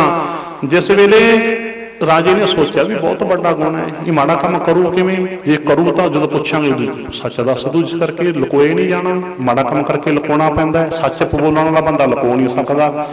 ਫਿਰ ਰਾਜੇ ਨੇ ਸੋਚਿਆ ਵੀ ਕਿੱਡਾ ਵੱਡਾ ਗੁਣ ਹੈ ਇਹਦੇ ਵਿੱਚ, ਲੂਣ ਖਾ ਕੇ ਹਰਾਮ ਨਹੀਂ ਕਰਨਾ। ਏਦੂ ਵਫਾਦਾਰ ਬੰਦਾ ਤਾਂ ਮਿਲਣਾ ਹੀ ਨਹੀਂ, ਜਿਹੜਾ ਮਾਮੂਲੀ ਖਾ ਕੇ ਨਹੀਂ ਹਰਾਮ ਕਰਦਾ। ਏਦੂ ਵਫਾਦਾਰ ਬੰਦਾ ਕਿੱਥੇ ਮਿਲਣਾ, ਏਦੂ ਵਫਾਦਾਰ ਬੰਦਾ ਨਹੀਂ ਮਿਲਣਾ। ਤੇ ਤੀਜਾ ਵਚਨ ਮਨ 'ਚ ਸੋਚਿਆ ਵੀ ਗਰੀਬ ਮਾਰ ਨਹੀਂ ਕਰਨੀ, ਇਹ ਵੀ ਬਹੁਤ ਵੱਡਾ ਗੁਣ ਹੈ। ਕਈ ਵਾਰੀ ਰਾਜਿਆਂ ਦੇ ਨੇੜਦੇ ਬੰਦੇ ਗਰੀਬ ਮਾਰ ਕਰਦੇ ਰਹਿੰਦੇ ਆ, ਰੋਹ ਮਾਰਦੇ ਰਹਿੰਦੇ ਆ ਗਰੀਬਾਂ ਤੇ, ਆਮ ਲੋਕਾਂ ਤੇ, ਇਹ ਵੀ ਬਹੁਤ ਵੱਡਾ ਗੁਣ ਹੈ, ਗਰੀਬ ਮਾਰ ਨਹੀਂ ਕਰਨੀ। ਫਿਰ ਰਾਜੇ ਨੇ ਸੋਚਿਆ ਇਹੋ ਜਿਹਾ ਬੰਦਾ ਨਹੀਂ ਆਪਾਂ ਨੂੰ ਲੱਭਣਾ। ਉਸੇ ਵੇਲੇ ਕਹਿੰਦਾ ਅੱਜ ਤੋਂ ਭੂਮੀਆ ਮੇਰਾ ਵਜ਼ੀਰ ਹੋਊਗਾ। ਬੋਲੋ ਸਤਨਾਮ। ਸਾਰੇ ਸੁਣ ਕੇ ਹੈਰਾਨ ਹੋ ਗਏ। ਦੇਖੋ ਹੋ ਗਈ ਨਾ ਕਿਰਪਾ, ਗੁਰੂ ਨਾਨਕ ਸਾਹਿਬ ਦੇ ਵਚਨ ਕਮਾਏ ਤੇ ਭੂਮੀਆ ਰਾਜੇ ਦਾ ਵਜ਼ੀਰ ਬਣ ਗਿਆ। ਇੱਥੋਂ ਤੱਕ ਆਪਾਂ ਵਿਚਾਰ ਕੀਤੀ ਹੈ। 2-3 ਪੁਆਇੰਟ ਕਹਿ ਕੇ ਸਮਾਪਤੀ ਵੱਲ ਚੱਲ ਗਏ ਅਤੇ ਉਹ ਸੰਖੇਪ 'ਚ ਕਹਿ ਦੇਵਾਂ। ਇੱਕ ਤਾਂ ਅੱਜ ਨਾ ਰਾਸ਼ੀ ਫਲ ਦਾ ਬੜਾ ਵਹਿਮ ਪਿਆ ਹੋਇਆ, ਕਿਉਂਕਿ ਇੱਕ ਮੀਡੀਏ ਨੇ, ਚੈਨਲਾਂ ਨੇ ਬੜਾ ਚੱਕਿਆ ਰਾਸ਼ੀ, ਆ ਫਲਾਨੀ ਰਾਸ਼ੀ, ਇਹਦੇ ਵਿੱਚ ਆਹ ਨਗ ਪਾਓ, ਆ ਪੰਨਾ ਪਾਓ, ਆ ਹੀਰਾ ਪਾਓ, ਆ ਜਾਨੀ ਕਿ ਫਲਾਨਾ ਪਾਓ, ਆ ਅੰਗੂਠੀ ਐਨੇ ਦੀ, ਆ ਅੰਗੂਠੀ ਐਨੇ ਦੀ, ਬੜਾ ਕੁਝ ਚੱਲਦਾ ਹੈ। ਤਾਂ ਕਿ ਸੱਚ ਜਾਣੋ, ਇਹ ਜਿਹੜਾ ਰਾਸ਼ੀ ਫਲ ਹੈ ਇਹ ਬਕਵਾਸ ਹੈ। ਇਹ ਕੀ ਹੈ? ਇਹ ਬਕਵਾਸ ਹੈ। ਕਿਉਂ ਬਕਵਾਸ ਹੈ ਭਲਾ? ਮੈਂ ਤੁਹਾਨੂੰ ਦੱਸਣਾ ਬਕਾਇਦਾ, ਹਰ ਥਾਂ ਦੱਸਿਆ ਪਹਿਲਾਂ।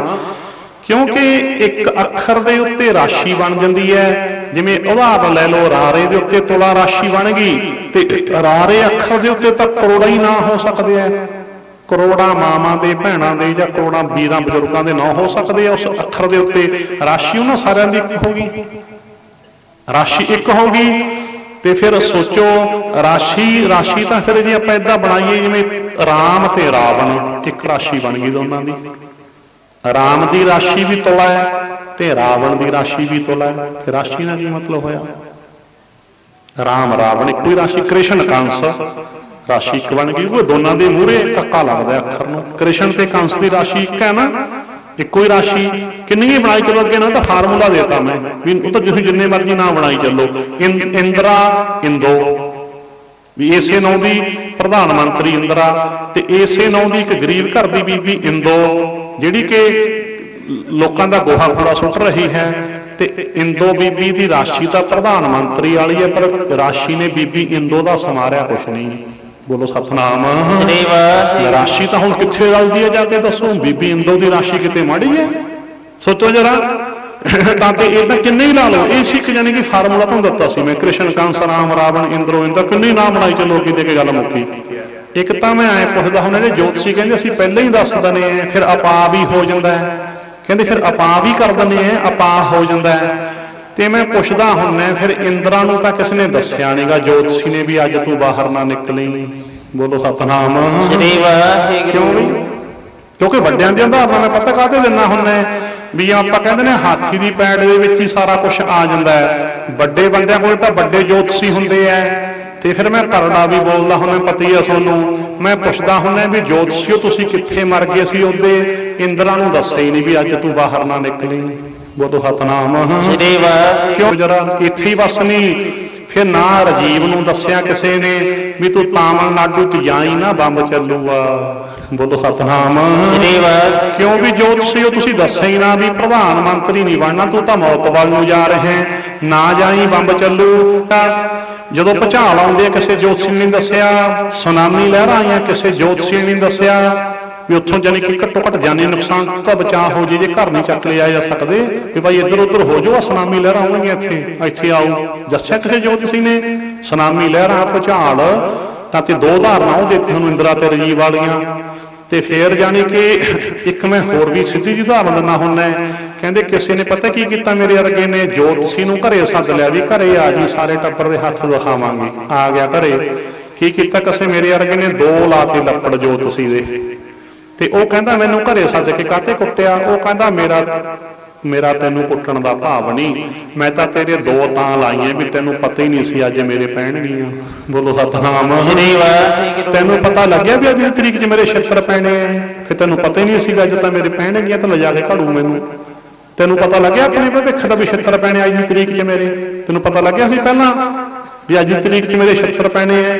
ਤੈਨੂੰ ਪਤਾ ਹੀ ਨਹੀਂ ਲੱਗਿਆ। ਦੇਖ ਤਾਂ ਤੇ ਰਹੋ ਵਿਚਾਰ, ਤਾਂ ਤੇ ਇਹ ਸਾਰਾ ਕੁਝ ਛੱਡੋ। ਕੁਝ ਟੇਵੇ ਹੁੰਦੇ ਨੇ, ਭਾਵ 10 ਵੀ ਗੱਲਾਂ ਕਰੋ 5-4 ਠੀਕ ਹੋ ਜਾਂਦੀਆਂ, ਉਹ ਤਾਂ ਅੰਦਾਜ਼ੇ ਟੇਵੇ ਹੁੰਦੇ ਨੇ। ਤਾਂ ਤੇ ਜਿਸ ਕਰਕੇ ਕੋਈ ਏਦਾਂ ਜੋਤਸ਼ੀ ਨਹੀਂ, ਕੋਈ ਰਾਸ਼ੀ ਫਲ ਨਹੀਂ, ਕੋਈ ਗ੍ਰਹਿ ਨਹੀਂ ਕਿਸੇ ਤੇ ਆਉਂਦਾ। ਪਹਿਲਾਂ ਦੱਸਿਆ ਰਾਹੂ ਕੇਤੂ ਕਿਤੇ ਨਹੀਂ ਬੈਠਾ, ਕੋਈ ਸ਼ਨੀ ਸ਼ੂਨੀ ਕਿਤੇ ਨਹੀਂ ਬੈਠਾ। ਸ਼ਨੀ ਗ੍ਰਹਿ ਆਂਦਾ, ਸ਼ਨੀ ਜੇ ਬੈਠਾ ਹੁੰਦਾ ਮੈਂ ਥਾਂ ਦੇ ਉੱਤੇ ਹੋ ਕੇ ਮਾਰਿਆ। 10 ਸਾਲ ਹੋ ਗਏ ਵੀ ਰਾਹੂ ਕੇਤੂ ਸ਼ਨੀ ਹੋੜੇ ਕਿੱਥੇ ਬੈਠੇ ਆ, ਪੰਥਪ੍ਰੀਤ ਕੋਲੇ ਆ ਜਾਣ। ਬੋਲੋ ਸਤਨਾਮ। ਸੋਗੇ ਦਰ ਚੱਕਣ ਵਾਸਤੇ ਸਾਡੀਆਂ ਬੀਬੀਆਂ ਦਾ ਕਈ ਧੱਲੇ ਲੜੀਆਂ, ਹਾਏ ਕਿਤੇ ਗ੍ਰਹਿ ਨਾ ਆ ਜੇ, ਗ੍ਰਹਿ ਉਹ ਮੈਂ ਹੋਕੇ ਮਾਰਦਾ ਵੀ ਆ ਜਾਓ ਕਿੱਥੇ ਤੁਹਾਡੇ ਰਾਹੂ ਕੇਤੂ ਹੋਰੀ ਭੁੰਨ ਕੇ ਨਾ ਖਾ ਜੀ ਕਿੱਥੇ ਆ ਥੋੜਾ ਆ ਜੇ, ਕਿੱਥੇ ਮੇਰੇ ਸਾਰੇ ਇਕੱਠੇ ਹੋ ਕੇ ਆ ਜਾਣ।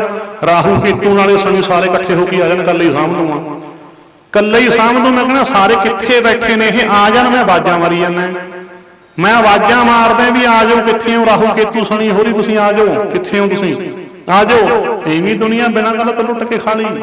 ਕੋਈ ਰਾਹੂ ਕੇਤੂ ਨਹੀਂ ਕਿਤੇ ਬੈਠਾ ਹੋਇਆ, ਕੋਈ ਸ਼ਨੀ ਕਿਤੇ ਨਹੀਂ ਬੈਠਾ ਹੋਇਆ। ਯਾਦ ਰੱਖਿਓ ਇਹ ਵਹਿਮ ਭਰਮ ਪਖੰਡ ਛੱਡ ਦਿਓ, ਲੁੱਟ ਜਾਲ ਹੈ।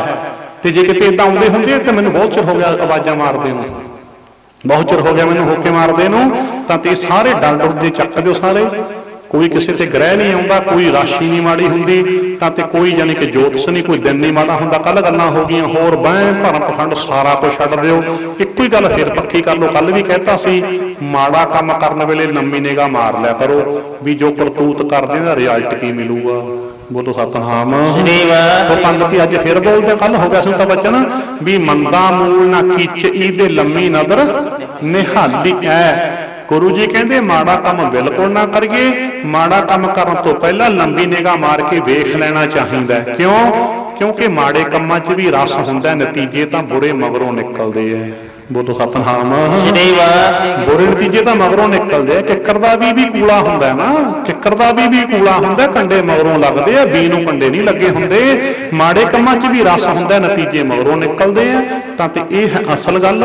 ਗੁਰੂ ਦੇ ਬਚਨ ਨੂੰ ਪਕਾ ਲਿਓ, ਲੰਬੀ ਨਿਗਾਹ ਮਾਰ ਲਿਆ ਕਰੋ, ਮਾੜਾ ਕੰਮ ਨਾ ਕਰੋ, ਬੁਰਾ ਕੰਮ, ਕਿਉਂਕਿ ਐਕਸ਼ਨ ਦਾ ਰਿਐਕਸ਼ਨ ਹੁੰਦਾ, ਕਰਮ ਦਾ ਪ੍ਰਤੀਕਰਮ ਹੁੰਦਾ, ਬੀਜ ਨੂੰ ਫਲ ਲੱਗਦੇ ਆ। ਜੇ ਅਸੀਂ ਚਾਹੁੰਦੇ ਹਾਂ ਚੰਗਾ ਭਵਿੱਖ ਹੋਵੇ ਤਾਂ ਵਰਤਮਾਨ 'ਚ ਚੰਗੇ ਕੰਮ ਕਰੋ, ਕਿਉਂਕਿ ਵਰਤਮਾਨ ਸਮਾਂ ਬੀਜ ਹੁੰਦਾ ਤੇ ਭਵਿੱਖ ਫਲ।